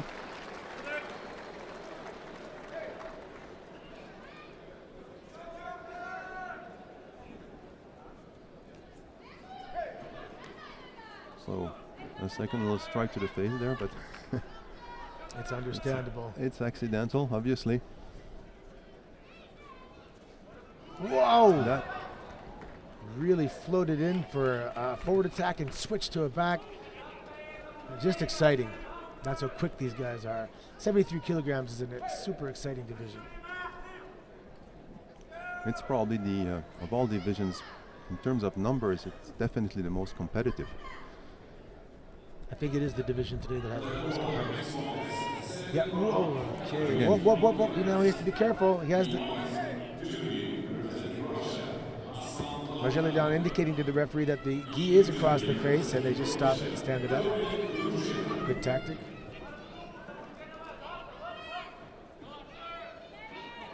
Seems like both competitors have very similar intentions. Well, they don't refuse the fight. They both stand up straight.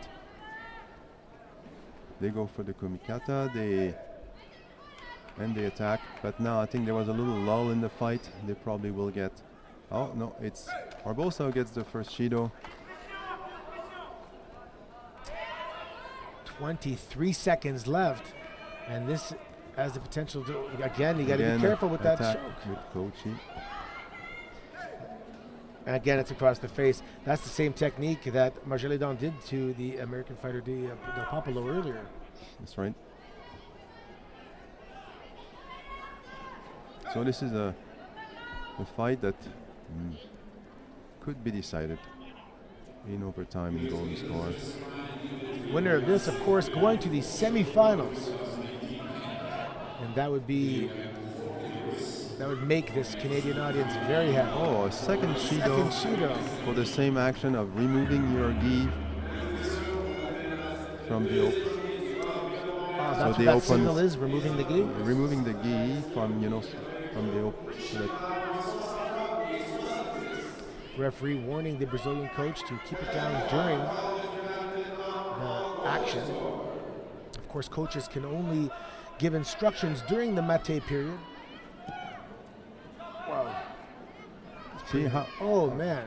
Well, this is really the fight from hell for Marjolaine as far as head strikes are concerned. Third Both now. guys. That was, I'm not sure the rules there with regards to leading with the head, with regards to headbutting, but that was a pretty hard headbutt. Yeah, hopefully there is no cut. Yeah, the eyebrows cut very easily, and then that'll change everything. Okay. I'm sure Marjolaine is accepting his apologies, but thinking don't do it again. Yeah. If you're really sorry, don't do it again. And you see, that's the difficulty for them right now is to who will control the sleeve. And Marjolaine is trying it. Oh, that was, it could have been dangerous. But they both have their lapel hands, obviously holding, and it's getting the sleeve, which is the difficult part. Now, Marjolaine switch sides, attempts his Kochi, hasn't been successful so far with it. Whoa, that was a decent attack for Tomonagi. It was good enough not to get a penalty. We have 47 seconds into golden score in this quarterfinal contest, with Marjolaine from Canada in the white gi and Eduardo Barbosa from Brazil in the blue gi. This, of course, the winner of this will go on to the semifinals in 73 kilograms.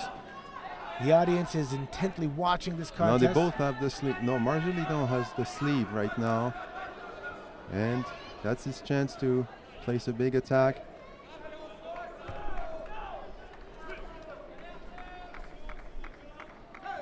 Both guys going out of bounds. They meet again in the middle. We are now over 1 minute into golden score. If Marjolaine can... Oh, that's That something might you be don't it. want to do when you already have two Shidos. But he's lucky. This one they let go. Oh, that one is a fault. That one, that's it. I believe that he will get a. No. Again, the referee's a little bit generous. He's feeling generous today. I'll stop making predictions. Obviously, I'm not very good at them.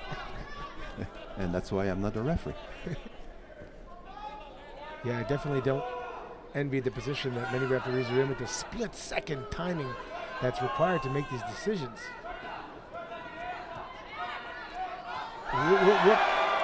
No, not quite. Don't look at the referee. You got work to do. Yeah. But it was probably the best attempt of the fight so far, the most dangerous one.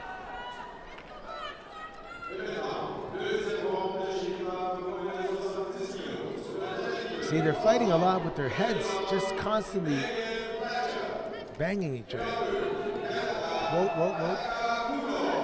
Looks like a little trip.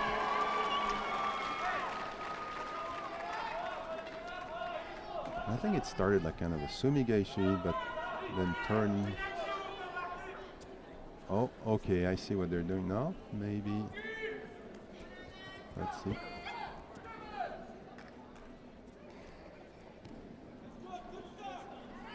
So it may just be that they're asking Barbosa to fix his gi, but oftentimes when they ask in overtime in golden score to fix your gi, it might also mean penalty, but not this time.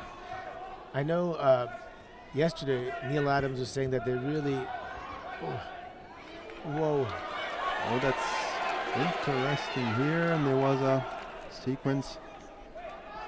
They really want fighters now to make an effort to keep their gi tucked in. Yes, they have to. They basically summon to fix their gis at every break. And you see, Barbosa should fix his gi. Yeah, he's trying to get away with it, but the referee is definitely watching.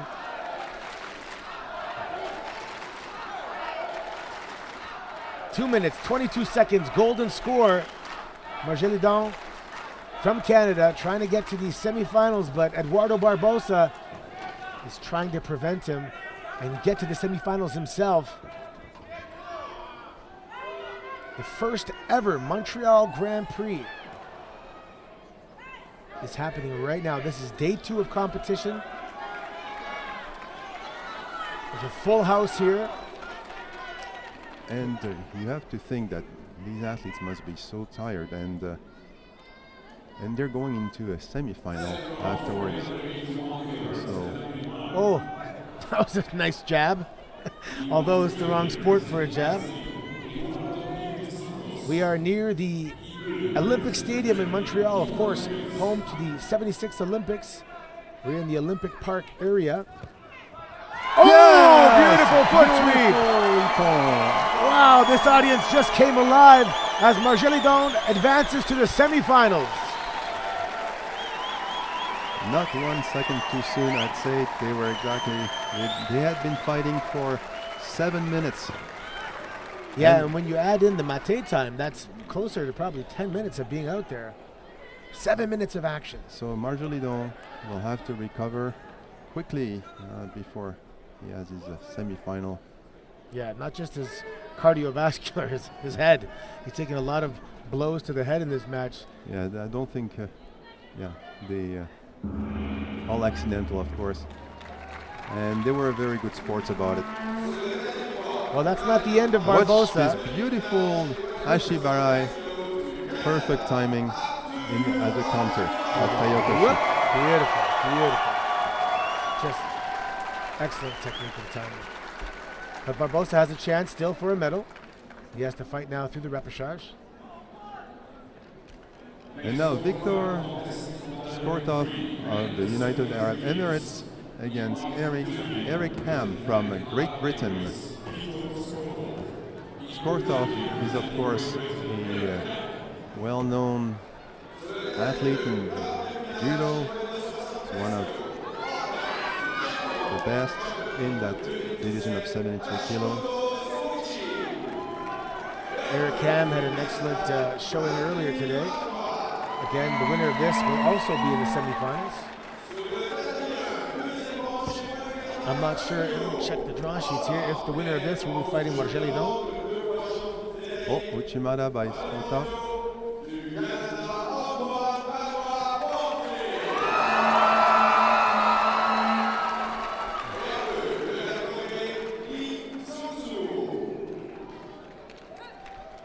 Yes, the winner of this will be fighting Margelidon in the semifinals.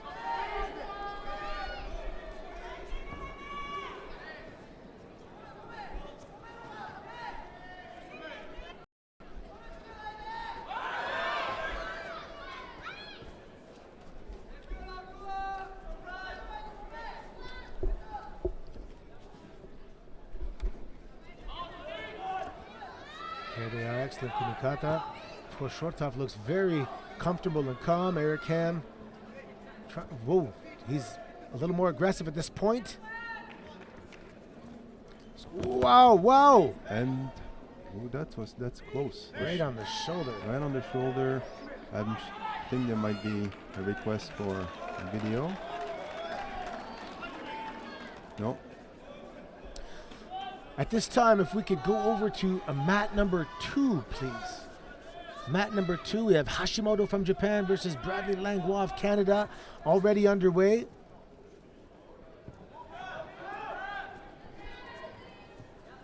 Hashimoto was spectacular in his previous fight. Whoa! That's incredible. One hand Sode. That scored him a Wazari, I believe. 2 minutes, 19 seconds in this quarterfinal action. And Let's see he's if Bradley continuing. Lengua can get back in this and score Wazari himself, if not an opponent. Tough task against Hashimoto. Wow.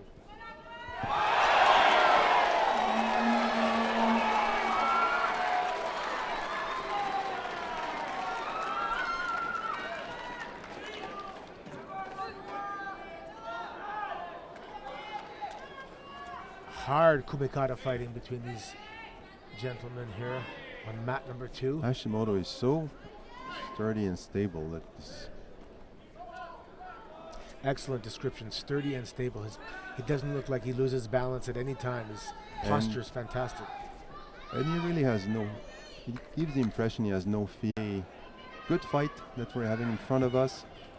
It's funny because the dominance is not quite translating onto the scoreboard. It's still 0-0, and they are 1 minute, 26 seconds into golden score. Jack Hatton receiving a second Shido now. He's in a little bit of jeopardy. One more, of course, that's it. Ooh, interesting. And from there, let's see if he has there was a move, no.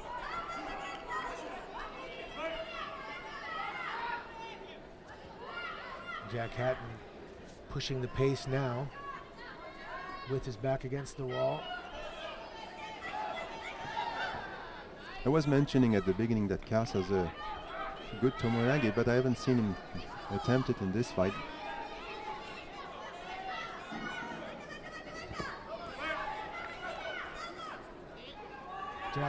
Jack Hatton almost jumping into the grip, but they got to be careful with that. Definitely not keeping the balance there. Well, Hatton is being aggressive now. He has no choice. He has to push that fight.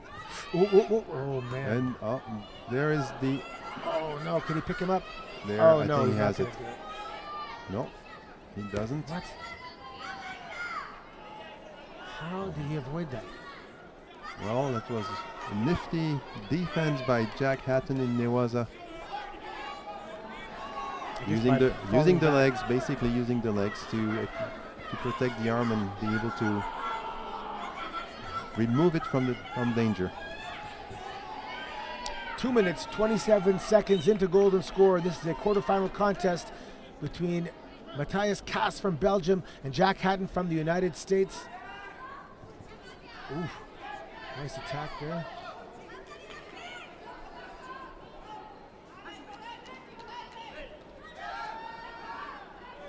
So Cass, no interest in Newaza today with Jack Hatton. Oh, Here comes Other second Shido. the Shido, yeah, for Cass. Or was it? It was for Cass, I believe, It was right? Cass. It was his first Shido, actually. Yes. Yeah, I thought it was his second. 'Cause by the time I looked at the But scoreboard, you know, it was we're already there. 3 minutes into golden score, so Jack Hatton really, he's doing an excellent fight against the European champion here. And it's his turn to attempt Newaza. Can you tie up the upper body and get that leg out? I guess that's the Yes, objective here. I think it's going to be difficult. And Mate, they're going to stand up. It's interesting when it's golden score. Eating up the clock has no benefit really because there's no lead to hold on to. And whoever wins the fight in the end, you know, will be tired before that semifinal. Yeah, hopefully they don't have to go immediately. We are getting later in the draw today. Whoops.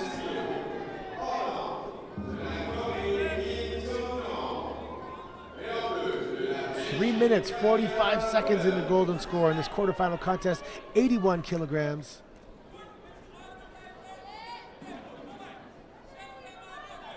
Fixing the gi. And you know, like people think that sometimes, oh, that's a nice pause when you fix the gi, but it's so hard to fix the gi when your arms are full of lactic acid. Yeah. Yeah, sometimes it's better to undo the belt, because trying to stuff it in there can definitely eat up your arm energy. But you're not allowed to undo the belt unless you're advised by the referee that you can do so. Oh. Hatton seems to have a second life suddenly in his golden score. He has that bounce in his step. And I think that Cass is right now thinking, I wasn't expecting maybe, you know, such a drawn out war. We've now doubled the match time, 4 minutes, 19 seconds in the golden score.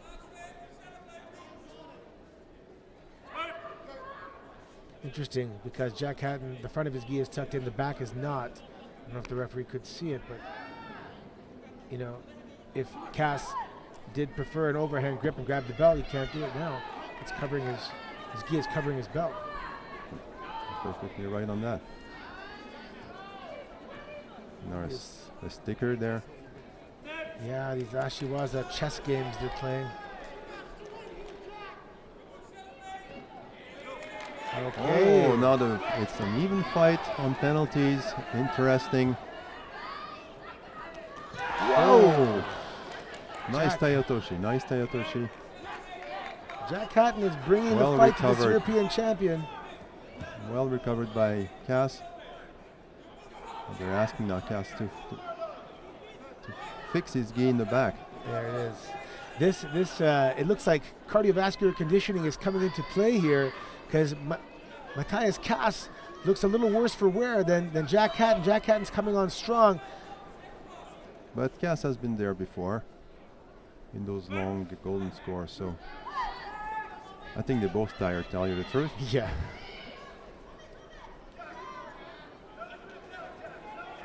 Whoa. This is where it's about just finding that will But, you to know, push through. exactly. Maybe one or two more attacks of that kind first. But again, you must be careful. You attack, you also open yourself for counter. So Tayotoshi is a good choice there. Cass tries a Tomoe-nage. And relentlessly, Jack Hatton is trying to go into Newaza. Bypass that one. And trying to bypass, yes. Wow. No, I speak too fast here. Quite the educated audience. They immediately recognized the potential for Osai Komi and came alive a little bit. Well, this is a good fight in this golden score. Both athletes now really opening up. None of them wants to get the fatal Shido. Wow. And Hatton has been doing the most attacks. This has to be one of the longest golden scores I've seen today. And now Cass is trying with the overhand grip.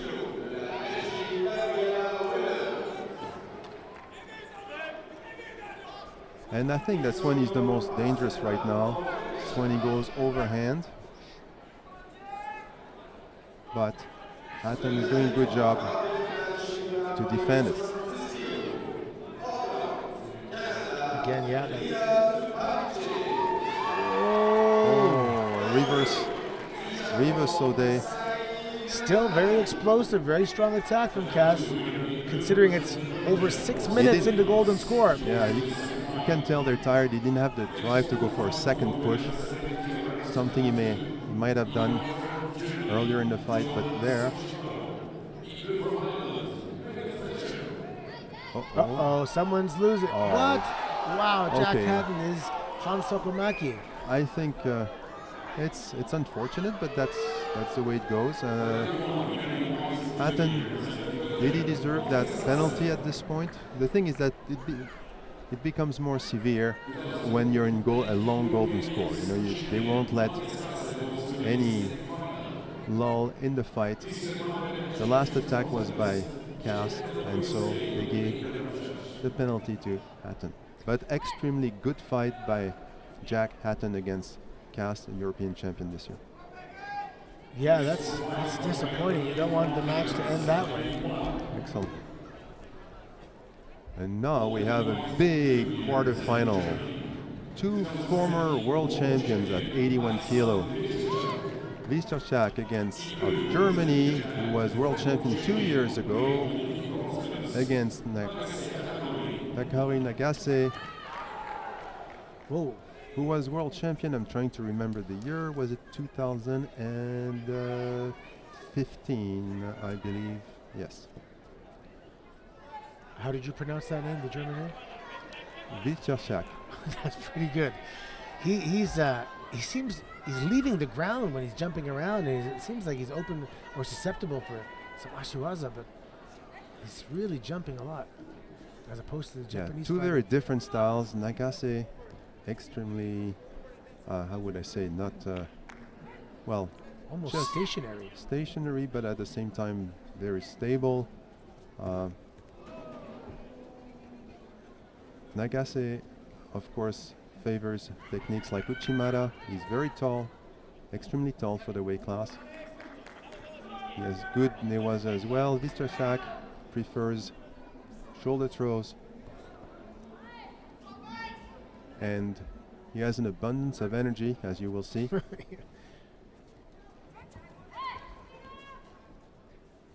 Interesting. He seems to be. He's switching sides. Okay. But it's interesting to see two former world champions, such different style. You know, you can see it.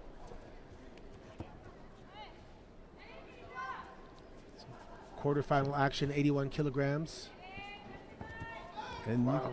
and the thing is that Nagase is not like a super rhythm kind of fighter. He waits for the right time to attack, you know.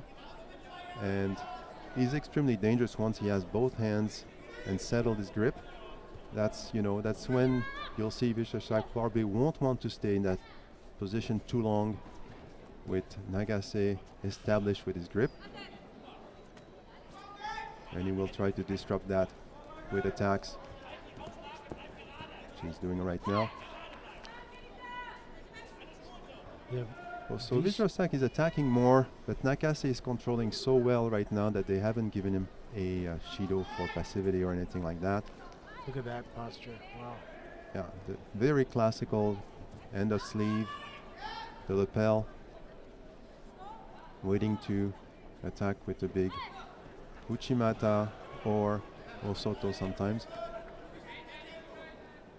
Yeah, if you look at body type, I'm going to try and say his name, Vyshchak, he seems to be doing a lot of drop-down technique. He's also a tall, lanky fighter.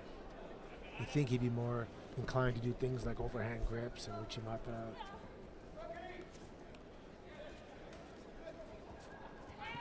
So again, trying not to let Nagase settle his grip, Constantly moving and attacking whenever Nagase has a grip. Like now, you see now he's breaks the sleeve and moves. But this is a very tiring strategy, obviously. And nothing to show for it since there is no Shido given to Nagase, even though he's been less active. And I think it has to do with the attitude. I think it's not only that, multiplying attacks, it's also if you have an attitude that you're open to fight, you will not necessarily receive a Shido even if you don't attack as often as your opponent. You can hear the audience in the background. That's because on mat 3, Khalida Zipanzik just beat Asahi Nanami from Japan and advanced to the semifinals. But we are on mat number 1 right now with Nagase Takanori from Japan in the blue gi versus Vyshchak from Germany in the white gi. 81 kilogram quarterfinal action. 42 seconds remaining, no score, no penalties. It's still amazing that I haven't seen, well, I think I could count maybe in Agassi at maybe 2 attempts so far of attacking. And no penalty on the board yet. Let's see if that will change if they go into golden score. Vitracek seems that he can go like this all day. Yeah. Very dynamic on his feet. If that's his style, then he's definitely prepared to keep it up.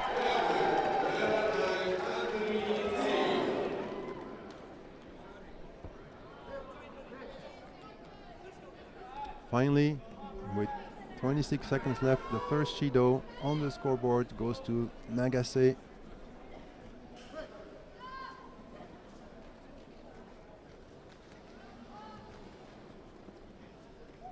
Wow, very different fighters. In other matches, we've seen mirror images. These guys are not mirror images. One is stable and sturdy, and one is all over the place and constantly moving. And that's the time. That is the regulation time. Now So we immediately go into golden score. The question is, can Vitracek continue at this rhythm going into golden score? And Nagase obviously now has had a warning that he better step up a little bit the number of attacks that he does, otherwise he's going to be in trouble. Yeah, different. Ooh, a body lock A here. body triangle there.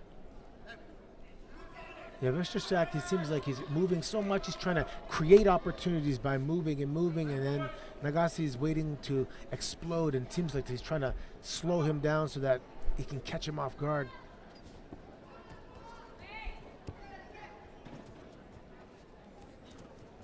There, attempt at Uchimata. You would think Nagase would turn up the pace a little bit, but he really hasn't changed since he got that Shido. He's moving forward a bit more. He also tried to catch Vitracek with a leg technique, the Kosotogari. He excelled at that too. And there is Vitracek with the double lapel grip around the neck. Moved away from it. He's quite eclectic in his gripping. Nagase, he's looking for that grip. You see that he has it now. He has to attack and to score if he wants to get out of there alive. Man, that attack, let's see if that draws a penalty. It was somewhat ineffective, but we'll see. Nope. But no, Nagase now has stepped up his attacks. So I thought he had that far leg sufficiently hooked, but he did not. He escaped. Minute 27 seconds into golden score. Nobody has anything on the board except for one Shido against Nagase. oh, that was a poor attempt on Vitracek's part.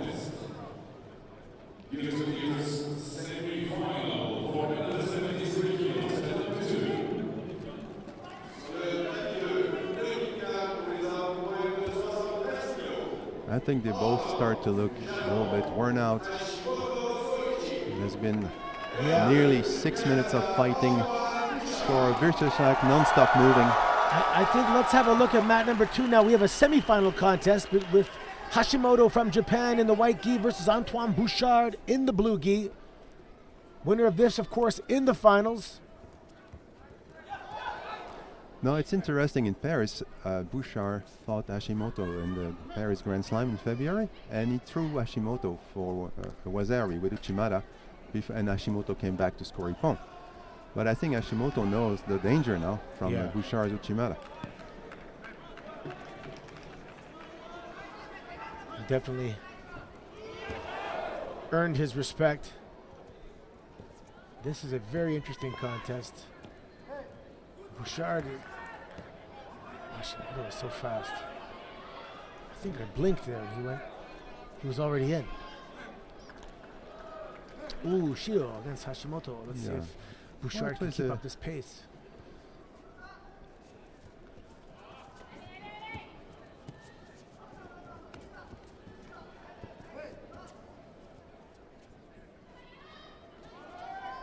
Grapevine as attempt by from the leg in position, Bouchard drops into Sumigaeshi. Yeah, the very early stages. Yes. But Hashimoto was standing up so straight that obviously the technique was not going to work.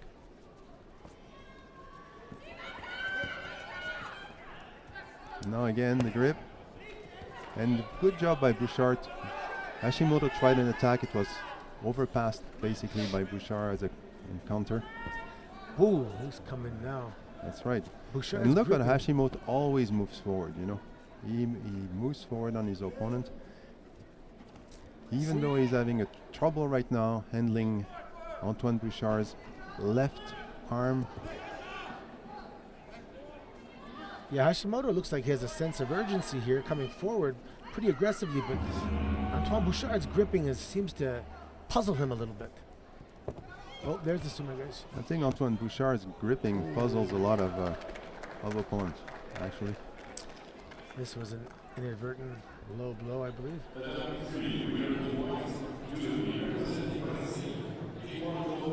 Semi-final action, 73 kilograms. The time is 2 minutes 19 seconds, but we are 2019 is the year. This is the first ever Montreal Grand Prix. Hashimoto from Japan in the white gi, Antoine Bouchard in the blue gi. Very dynamic contest here. I would be surprised if this goes in the golden score. Oh, there's is that a Rosari or Rosari? Yes. With Osei Komi on top of it. Can he hold it? Can he get that leg out? That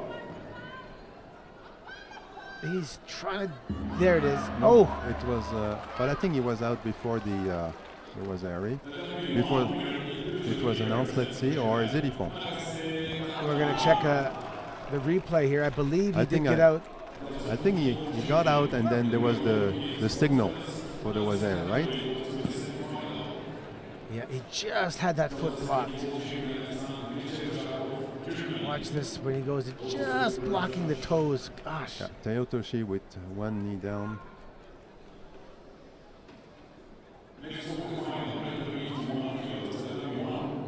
We are awaiting the decision from the officials whether or not Antoine Bouchard escaped in the last second, avoiding the Ippon.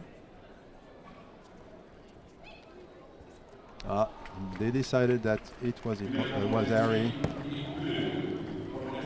I was at the Ippon. Good for Hashimoto. Too bad for Antoine Bouchard, who put up a good fight until he got caught with that low Teotoshi. So Hashimoto is in the finals of the 73 kilogram weight category. Antoine Bouchard will have to try for a bronze medal.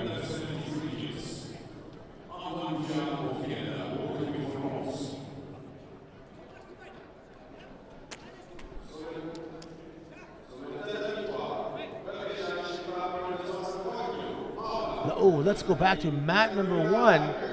We have Aslan Lepenagov from Russia versus Timo Cavelius from Germany. And then we have 2 Canadians facing each other after that, Etienne Briand and Antoine Valois-Fortier.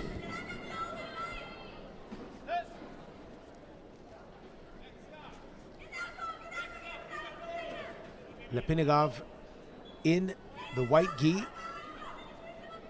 Cavelius from Germany in the blue gi.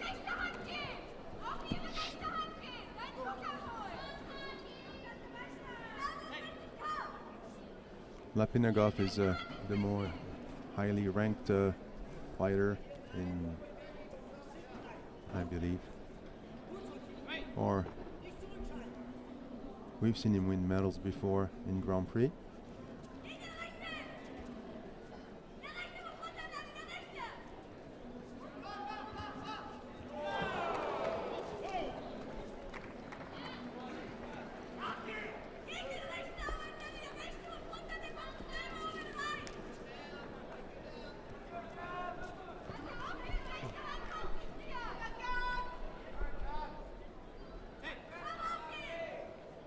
Seems to be a little bit of a feeling out process here. Almost half the fight is gone.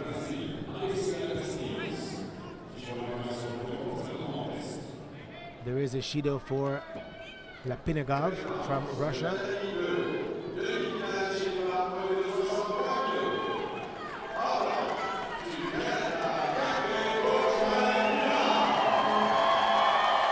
They're very tentative in getting their kumikata so far.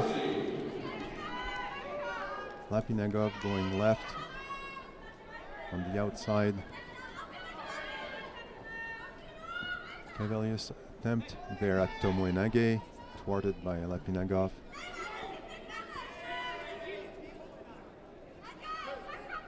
And the attempt was poor. He gets penalized. A Shido apiece now. Timo Cavalius and Aslan Lapinagov. Now you can see they're starting to open up a little bit here. And again, who will get the sleeve? It's always the issue when you are in opposite grips.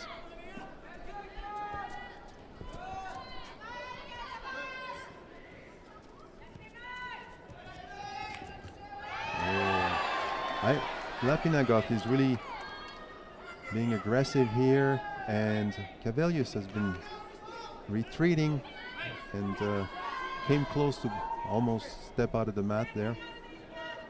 Yeah, he went for an attack, I believe, Yes. just to avoid that. Exactly. But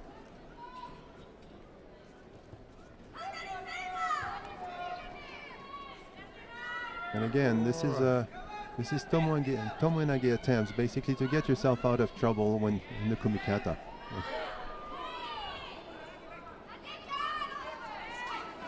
Oh, this is interesting. Well, both guys now with their back against the wall, 2 Shidos apiece. We still have 49 seconds to go.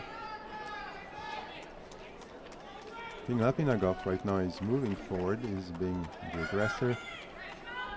Maybe Whoa, beautiful. I was just going to say maybe he doesn't attack enough, but he just did there. Wazari, Osekomi. Oh, it is a Wazari. Originally I thought it was an Ippon, but they switched the decision. It could have been Ippon, frankly, the way he rotated and fell on the back. That's definitely Ippon now. Yes. And I guess when you have the guys that grip on the same side, that technique is, here it is here, both guys. Oh, beautiful. Yeah, I can see the confusion there. He did rotate a little extra. Let's jump to mat number 2 now, please, with Benjamin Pinard and Amy Livesey from Great Britain. Amy Livesy's up by Wazari. 1 minute 32 seconds left. This is a semi-final contest. The winner of this will be in the finals of 63 kilograms. Let's see if Catherine Benjamin Pinard can come back.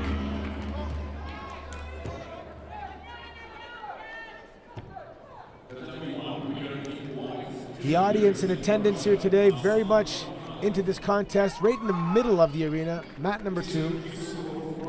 And there is a good crowd today. We're a Saturday, and people are in the stands to watch judo, to watch some of the best in the world here, and also, of course, to watch the Canadian team.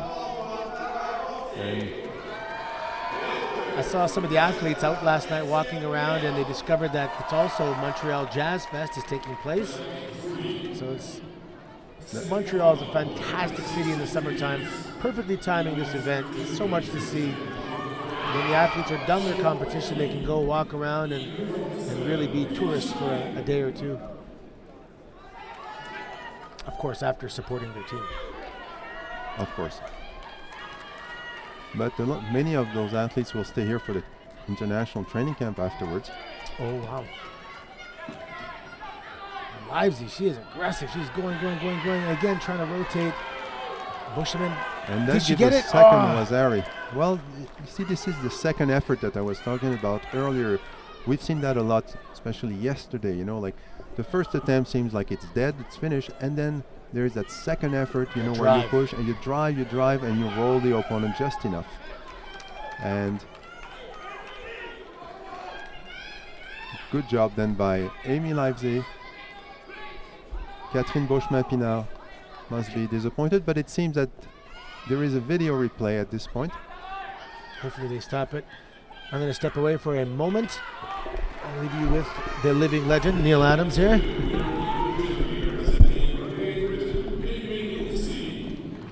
Let's see. First attempt by Leipzig.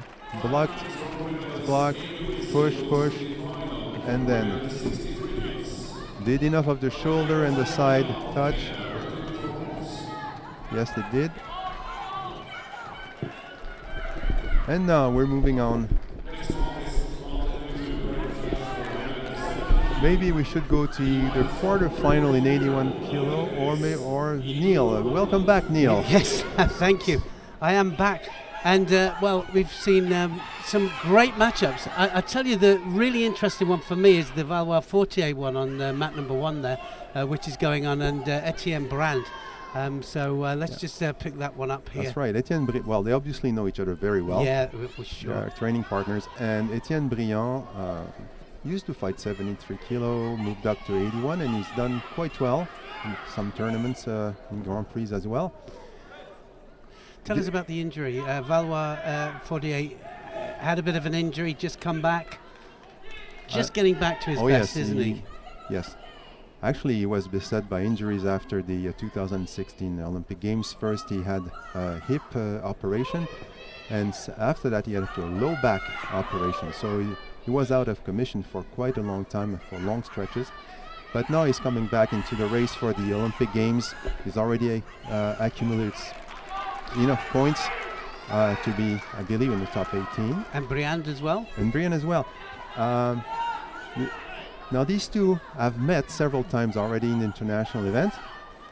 The last, in their first encounter, Briand won actually against Antoine Valois-Fortier, but the last two matches, Antoine beat Etienne. Yeah, I've watched him. He's just getting better and better all the time, and I think that I'm not sure if that's, well, it's not over yet, of course, but 2 Shidos up to Briand, and Briand obviously knows he's got to come forwards and fighting well today. Valois-Fortier.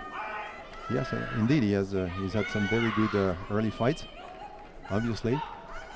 Yeah, it's been a bit of a Canadian fest, hasn't it, today? It's been brilliant, you know, some great results yesterday and even more medal chances today. Oh, it looks like, yes, you're entirely right, Neil. Today we have some of our very best fighting, obviously, in 4 categories. Yesterday we had some good fighters too in Canada, but we were only strong really in 1 category, the 57, and we had a nice surprise at 66 kilo where a young Jacob Valois won a bronze. But today we have 4 weight categories, and we are strong in all. Canadians are strong in all 4. Yeah, and it shows as well. Some great ippons in the early stages here, and Valois-Fortier is the one that's going forward, pushing hard, and Briand knows that he's got to do something special here. That's right, and this has been a little bit the tactics of Antoine in his last 2 fights against Briand, basically to force those penalties with a domineering gripping. And he's doing it right here, and you can see how. But I must say that each time I see Antoine in a tournament, he's stronger each. Well, he's certainly got stronger and stronger since his injury, and I think this is going to be all over here. I think Briand is going to get his 3rd Shido for that little drop there, and Valois-Fortier is going to go through to the semi-final stages. So the under 81 kilograms, the under 73s, all 4 categories are absolutely starting to warm up.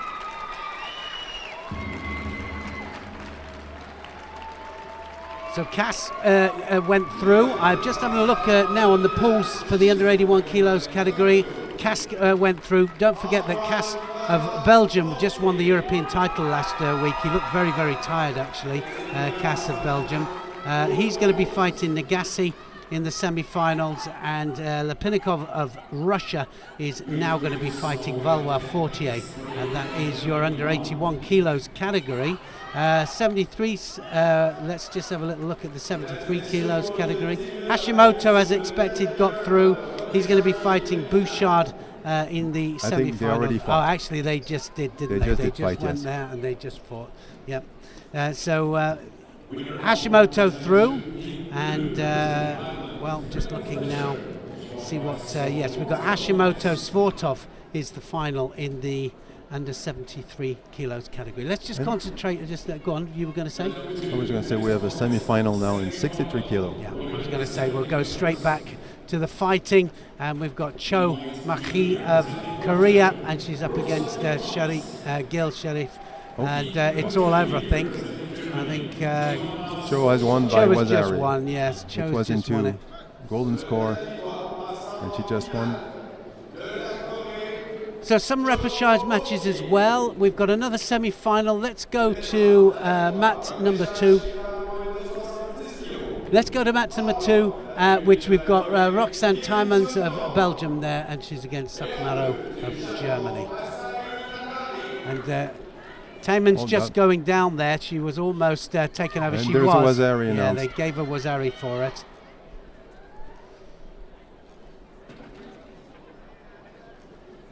And now attempt at, which has been thwarted. There was an attempt there to lock the legs for Sankaku, but well defended by Tymans. Yeah, Tymans has been having a good day, and I've was one of my students from Belgium when I was there 4 years in Belgium. So I watched her come through as and become the lady she is, and she's got some really nice judo. She'll be very happy to be in the semi-final here. And she's not finished yet, I don't think. Well, she has work to do now because she has to come back into that fight against Scott Shimaro.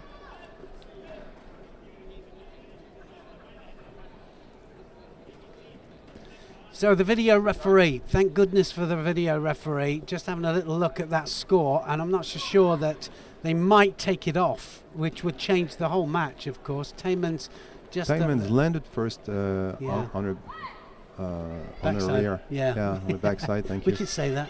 Yeah. We could say we could say backside. She fell on her rear. Yeah. let's say it. And the Wazari is waved off. Yeah, I thought it might be. The landing wasn't quite right, so they've wiped it off, and that changes the whole concept of the throw of the contest, of course. Back to square one for both of them.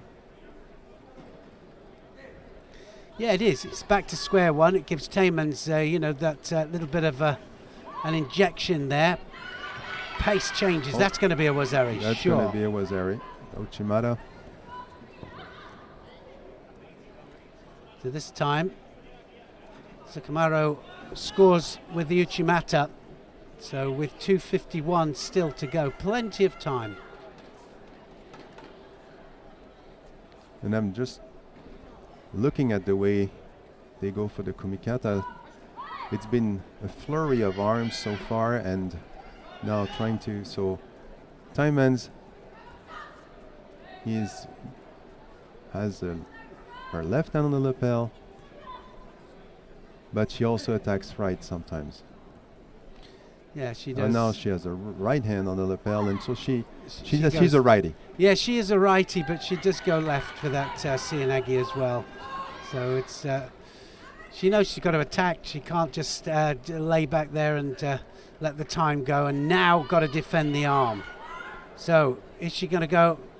Looks like she's going to go to the top of that lever there for that Jujigatami. But Scott Shimaro doesn't have full control of the head.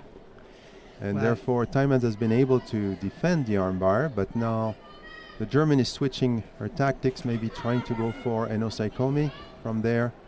She has to, no, she wasn't able. So good defense by Tymans. It was a dangerous position. The armbar wasn't too far. Yeah, you're right. She didn't have the head control, didn't have the actual hook into the crook of the arm. The pressure wasn't on. Just over halfway of the contest, and Germany is just ahead. Tymans looking for the Uchimata.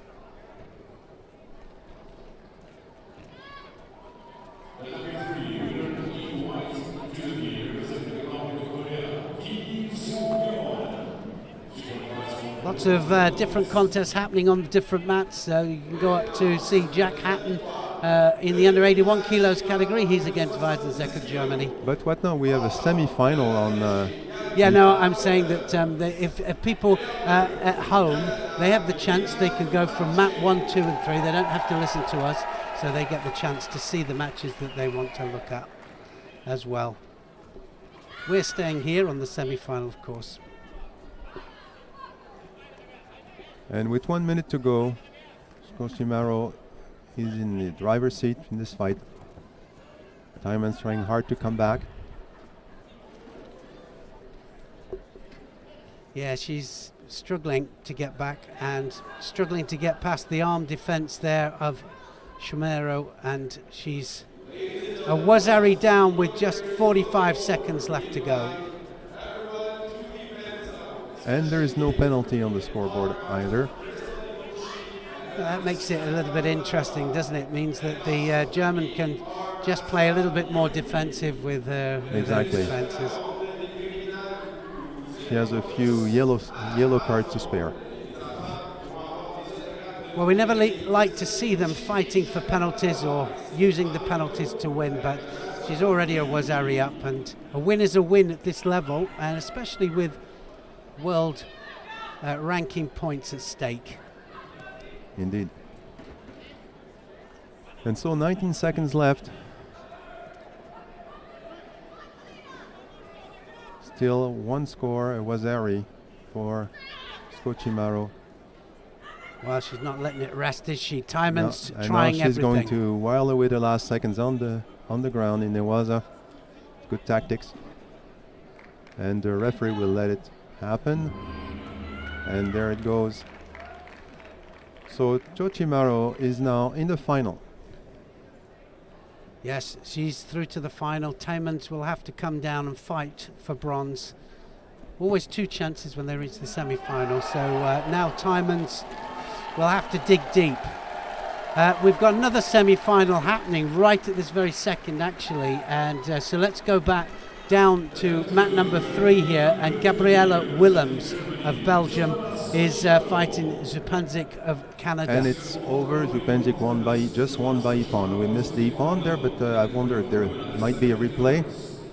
We could see how she won. Yeah, there just might be, mightn't there? So Zupanzik is having a great day today. I was saying that Canada are having a real fest here, judo fest. Let's see. Oh yes, the switch. Toshi and changes direction with the Ouchigari. Look how she changes. It's all off the sleeves as she drops underneath here. And then she will switch it there, right there, Ouchi. Very well done. Zupanzik then another finalist for Canada. Yeah, what a great day they just announced that it will be her 5th Grand Prix final. Fantastic. What amazing performance from her. Well, we're back up to mat number 1. We've still got some matches, just a couple of matches. And this is a good repechage fight probably, because Jack Hatton fought a war against Cass of Belgium. And it went into, I think, 4 minutes into overtime. I wonder if he has recovered, but Wirtashak also fought a war against Nakase. Yeah. So the two of them must be very tired, Neil. We'll see who's got the most gas left in the tank. Well, Weizensack, of course, was the world champion in 2016, and so it was, he's having a hard job because it's between himself and another German for the place at the Olympic Games. So he needs this win against Jack Hatton, but Jack Hatton, as we saw, was very disappointed with the way that decision went there when he got his final penalty. And Jack Hatton, on paper, Wyszczak may be ranked higher, but Hatton is not impressed by that. The way he fights, he's there to win, no matter who's in front of him. And he's a good fighter, isn't he, Jack Hatton? He really has. He's really improved as well. Mm-hmm. Some good results internationally. So, just a few seconds to go till we start this. They needed to have a minimum amount of rest before this contest went underway, and they'll be glad for every single second that they can grab, for sure. So Jack Hatton just about to come out. Referee comes out first. Jack Hatton is in white, and Weizensack of Germany is in blue.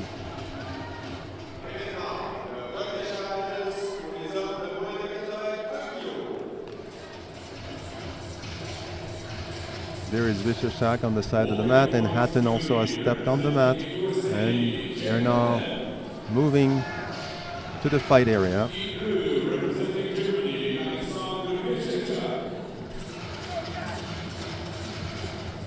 Let's see how this goes.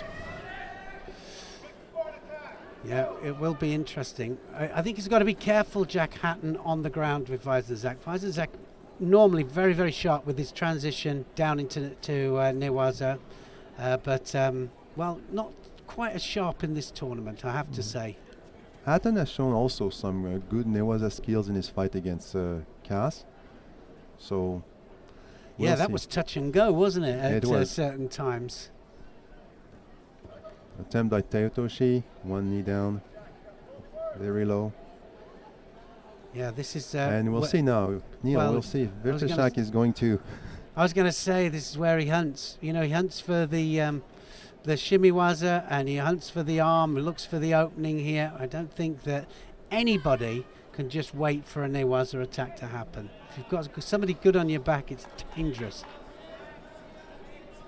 And now Hatton defended all right, and they're back up.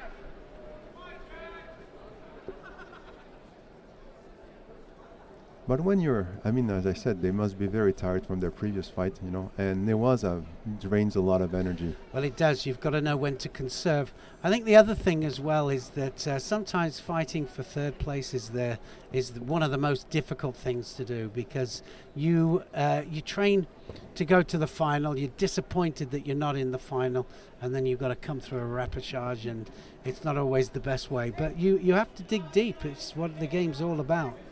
That's right, and Vishershak, former world champion, obviously probably had his sights set higher today, but he fell in front of another former world champion. He did. There were two of them, and Nagase was just on better form, and in the end managed to arm lock him, which surprised me actually, watching him go there like that. Thought it might be Tachiwaza, but anyway, Hatton, left-handed. Looking for the Taitoshi all the time, and Weisensack will look for the transition.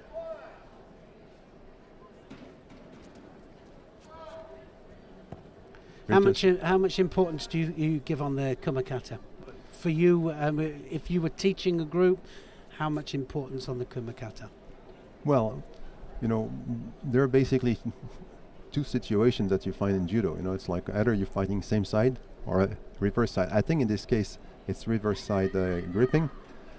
I believe Vishershak, and I may be wrong there, but I believe he's right-handed and that Hatton is left. That causes the different dynamics. You have to train the athletes to be able to handle both situations. And we know that it's always, some people prefer one situation to the other. It's all about adapting, isn't it? It's adapting, and your favorite throws that work on same side athletes will not work as well on opposite side grip athletes, and you have to have other techniques for that. Yeah, so that's what these guys are all about. If he's not careful here, he's going to find himself in trouble, because I know Weisensack, he just hunts it all the time, always looking for the opportunity. And so far we have 1 minute left. I mean, they've been quite active. No Shidos on the board. They're fixing their gis. And that's a good rule, by the way, that when they instituted that. It was a simple rule that fixed a lot of problems. Well, I was there when they instigated the rule first time.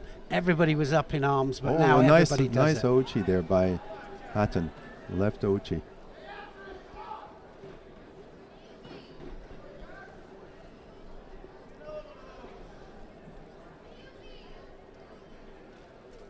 We're in the last 40 seconds of that fight. Okay. Too much fighting with the hands, but not taking the grip. Yeah, I think that's one of the problems, is that with the kumakata, and that's why I asked you, it's got to be positive. There's a difference between positive and negative gripping. So they've got to grip up, they have to attack. One Shido on the board each. And I can tell, from watching Vishershak in his previous fight, that he doesn't have the same level of energy that he had against Nagase, Well, no, they get tired, don't they? And of course, when he goes into golden score, especially when they go the second contest in, we saw yesterday there was, I think, about a 9-minute golden score. There were 3 contests back to back. Yes. There's a penalty for grabbing the leg. I didn't see it really. It must have been a very fleeting situation there. Yes, so 2 penalties up there now to Jack Hatton. Jack Hatton is going to have to inject a bit of pace here. Yeah, going into golden score and you're trailing in penalties, it's never like well, no, those a good penalties situation. get carried over. It's not good, is it? Yeah. It isn't. And so golden score for Jack Hatton, and from Germany, Witcherschak, former world champion 2017. 2017, yes, 2017. And he also, he came back, he was 3rd place in the following World Championships as well. He said he was more pleased with that than the world title because he wanted everybody to know that it wasn't lucky. That's interesting, yes. So now he comes forward. Jack Hatton knows that he's got to actually attack and make sure that it works. Make sure that it means something. And he's doing it well. It's going to be another one for Weiserzak. Weiserzak will get a second penalty. So it's all evens now. Everything to fight for. Uchimata. And we have some American fans here in the stands encouraging Jack Hatton. We can hear them, can't we? We can definitely. They're just right behind us here. So every time Jack Hatton flinches, we hear everybody just explode here behind us. And he's moving forward and he's carrying this fight. Could he cause an upset? Because on paper it would be an upset, but judo is not fought on paper. True. It's every contest is different. Get the rotation. This now, is he might get it. He just might. And it's going to be all over. Okay, we'll see. May. No, he'll get it. He's the referee there. I think he knows. Absolutely, yes, he does know it. He knows. No rotation on the Seoinage, and they're really hot on it, these referees. Especially when you get into golden score, no chance. No, exactly. And there you were right. And Jack Hatton causes an upset. Well, he'll be going through to fight for 3rd place, and so that means that he's not altogether happy because he wasn't happy with his loss in the semi-final, but in the quarter-final, sorry. But he'll be happy with that and go through. He'll have to raise his game, go through to fight for 3rd place. But I was quite impressed by Jack Hatton. Yeah. Today he had a very good tournament. So another repêchage in 81 kilo. Timo Cavelius from Germany will be fighting Etienne Briand of Canada.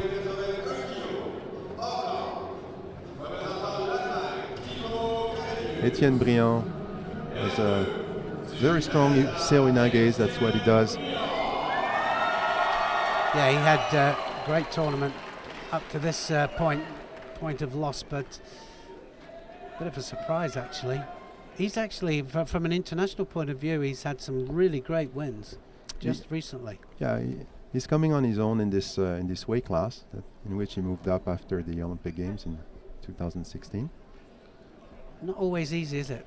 Moving up a weight category, some cope better than others. Yeah, and usually it takes an adjustment of 1 to 2 years to really reach your full potential. You did it very quickly, though, Neil. Well, I had a year where I was fighting at both, and so I kind of made the transition while I was fighting at both. Oh, look at that! And then. Briand got caught with a very nice sumigeishi by Timo Cavelius. Yeah, he's holding on to that. He's wrapped up and tied down in this Osei meet. That's all over, wasn't it? Wazaria was at the ippon. Kind of probably he must be very disappointed, Briand. He's had some good performances the past few months in Grand Prix. Cavelius wasn't going to let go of that, was he? That sumigeishi, good transition into the actual Osei Komi, and that means that he's going to be through.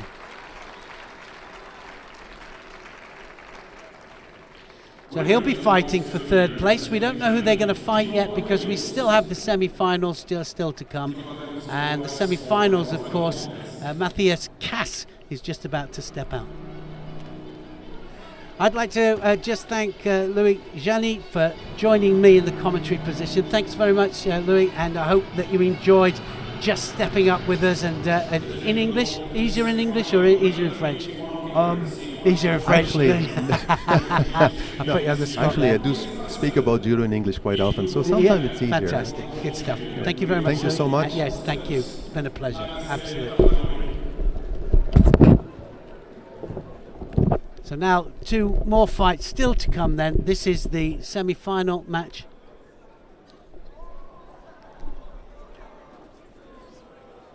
And and joining me, Nikki Jenkins, Nikki Adams. You could go Adams Jenkins, double barrel now. Yeah, and she's just come at the right time because My goodness, yes, that was hustled into the seat. There you are. hustled into the seat here, taking over. We've got 2 semi-finals. Matthias Kass of Belgium here is against Nagase of Japan. Kass, the European champion from last week, and Nagase, former world champion. Wow. Well, the quality here, Neil, is unbelievable. I'm so pleased with today and the Judo Canada and Canada in general, Montreal, City of Montreal, doing such a fantastic job. I'm just so proud. It's been a Canadian fest today. We're on fire! On fire! Everybody's on fire. Loving My it. I goodness can't me. stop smiling. I can't stop smiling. It's been absolutely. a brilliant day. 4 categories, 2 possibilities. We've already won in the final, and another possibility in the second semi-final. Lapinagov is just going to step out with Valois Fortier, who's absolutely on fire as well. So yeah, all happening. Just looking now, yes, we've got Amy Livesey against Cho in the other 63 kilos. Unbelievable. Just the speed and absolute execution of this. How that wasn't, to get off of that's amazing. Well, he's got a great Uchimata, hasn't he, Nagase? He really has, kind of snakes the leg in here. Well, that's it. It just came out of nowhere. Unbelievable. I've got to say that Kass looks just that little bit tired to me. I was going to say, he looks a little jaded, on the back foot, which you can't be here with Nagase, can you? No, you can't. You can't be too far on the foot either. No, you can't. And, he had, I think it was about a 7 or 8 minute golden score in the previous round here, Kass. And I think that will cost him dearly, but he does look tired. One of the reasons he's out here, of course, is that he's head-to-head with his teammate for the Olympic place. And so they're both here and both know what they've got to do. Well, and that's the problem. And you got a full, there we are, a full category. I was just speaking to some of my former Olympic teammates about it and how the depth, just even in Japan, you could have a world champion, Olympic medalist 4 deep in each category. So how do you decide? Well, which they've got, of course, 73 kilograms. Hashimoto, who's through to the final. Hashimoto, former 2-time world champion. He's a world silver medalist. He was going for his 3rd world championships. He's not going to be at the next world championships because they've got 2 others that they're sending in there. Oh no, one of them. So I mean, it's no. Yeah. Oh, now then, arm was out, and Nagase starting to climb on top of this, and he just manages to turn out there, Kass, and he is being out attacked here by Nagase. He's really running out The gas. I wasn't going to say that. I really wasn't going to say that. That was a bad dad joke. Yeah, it was, I'm sorry. absolutely. Used to them. That's it. Oh, there it is. Wazari. And Kass goes over, and he's just going to hold him there. He's been given an Ippon. I didn't think that was Ippon, I have to say. I thought that was a Wazari. He landed on his side. But anyway, he gets given the Ippon, and he is through to the final. We'll see the landing. Of course, the landing is what we have to score. We'll see it in slow motion. I think we're going to see it back in slow motion. For you? Yeah. I'm gonna give it. And I know you're giving me the look, but look at that. Impetus. What have we said? What have we said that Ippon has to have everything in it, yes? It does. And that means that he's got to land on the points of both shoulders. But anyway, so now we're going to come up to the second semi-final. I was never going to win that.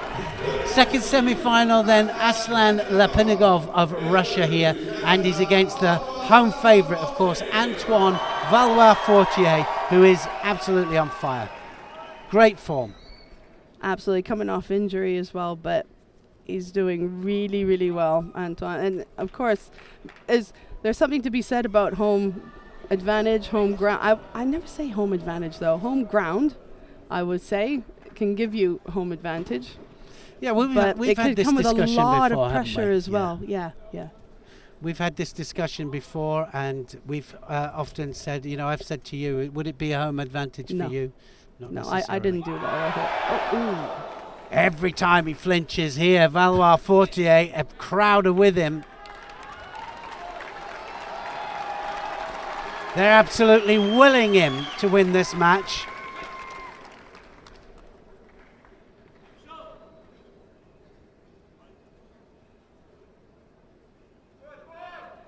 Unfortunately, his height's not going to be an advantage here. No, I don't think it is, but I've watched him come back after injury, and he was there roundabouts with the medals, but then he just got stronger and stronger, and he really has got stronger and stronger, and I think that now back to his very best. So penalty up there for Lepinigov. One each now.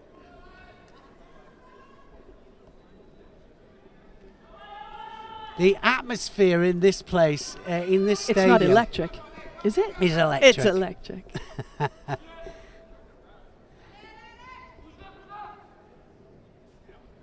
That was interesting. He just had the sleeve there and he let it go because he didn't want to look as if he was defensive with the sleeve grip pointing down. So there's a little small inner tactics here that that can be missed, and especially with the kumikata, and it's all about intention, isn't it? It's all about intention, and I think that he has every intention, personally, of throwing. Do you know what I mean? No, but he has. I mean, we see him there. He's the one that's searching for the forward. grips. Yeah, you can see him coming forward. You see that his grips are first. He's wanting to give the crowd what they want.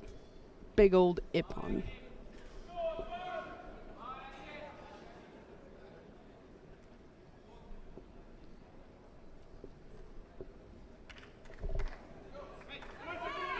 Well, he gets away with it there, Lepinigov.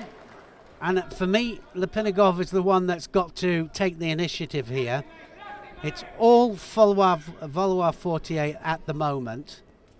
Oh! And he scored big with that in the semi-final. That was great. What a sasai that was.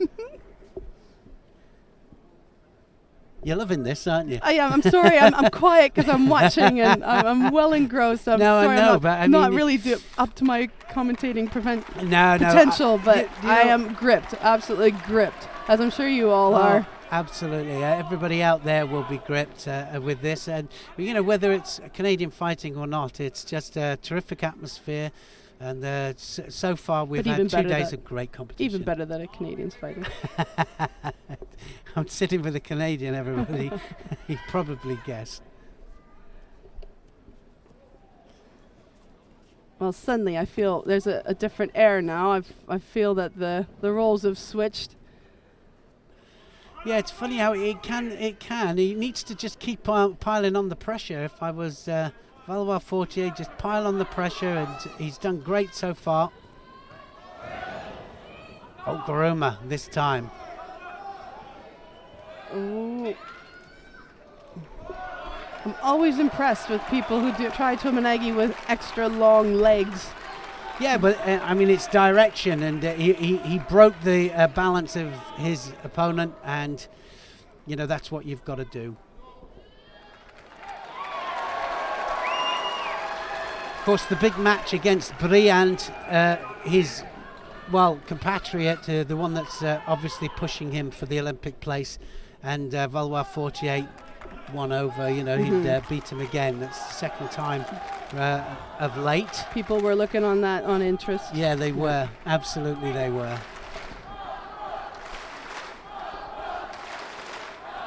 Crowds start chanting. I think there's a few Canadian supporters in here. I get the feeling. Good use of the edge there, guiding, not necessarily pushing out. Oh, yeah. Maybe I'm wrong. No, well, I thought you were right, actually. I thought that Lipinagov was the one that kind of directed Valois Fortier, and Valois Fortier paid the penalty. Didn't play that game well at all. No, he didn't, no. So now he is starting to really come back into this match. This could go either way now. Valois Fortier needs to just change. That's it. That Sasai seems to work. He's got to be careful of the counter, though. 5 seconds then of the first 4 minutes left.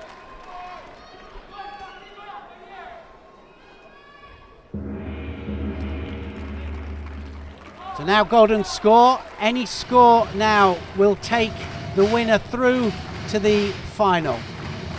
Remember that both of these have a chance of a medal, because the loser will come down, fight automatically for third place. They'll swap over to the other side, and of course the winner will go to fight for gold or silver.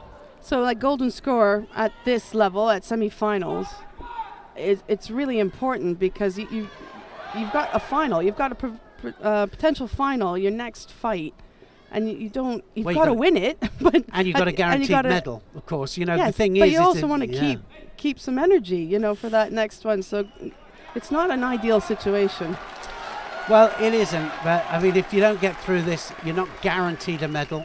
So you could lose for third place, which is, I mean, that's tragic, isn't it? I mean, you get to the semi-final. Tragic. And then, That's a good word. It is tragic. Unfortunately, I was hit with semi-finalitis quite a few times, but not always the easiest one, is it? The bronze medal match sometimes the hardest one to fight for. But anyway, these are not thinking about that. These are thinking about getting through to that final. Everything to fight for, and Lipinagov and Valois Fortier going at it.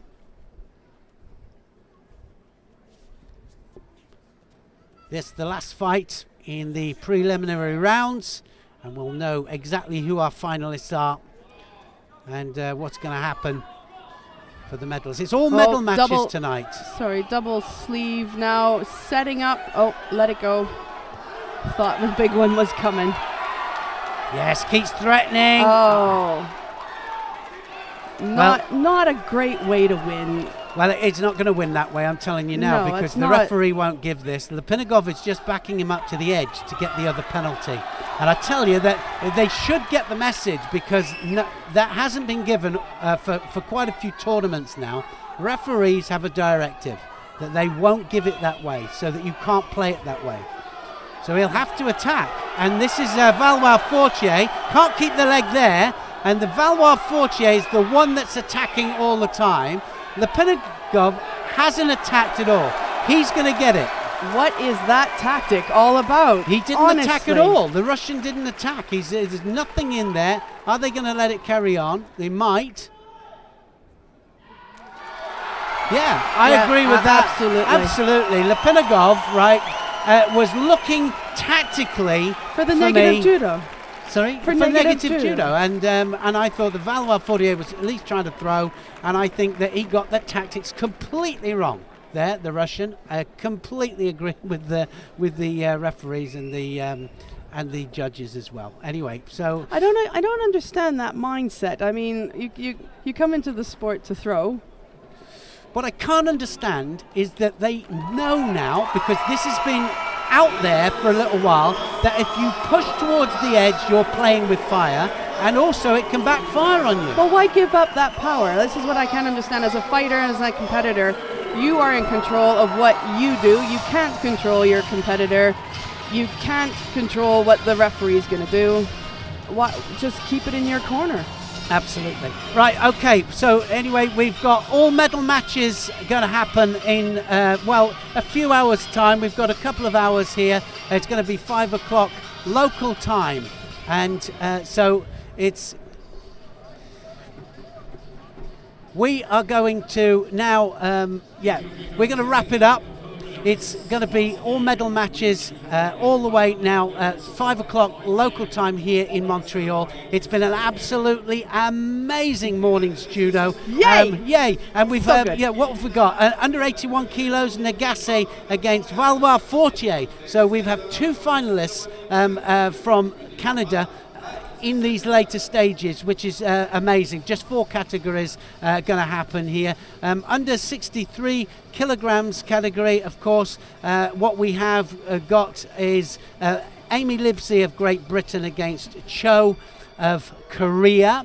And we've got in the under 70 kilograms here, of course, everybody will be happy about this because it's going to be Segamaro of Germany, and it's going to be it's going to be Sapancic of Canada, and so that's going to be a great one. And I've put my glasses on now so I can see, so that's even better. 73 kilograms, Hashimoto of Japan, the former world champion, is against Fort of UAE, the United Arab Emirates.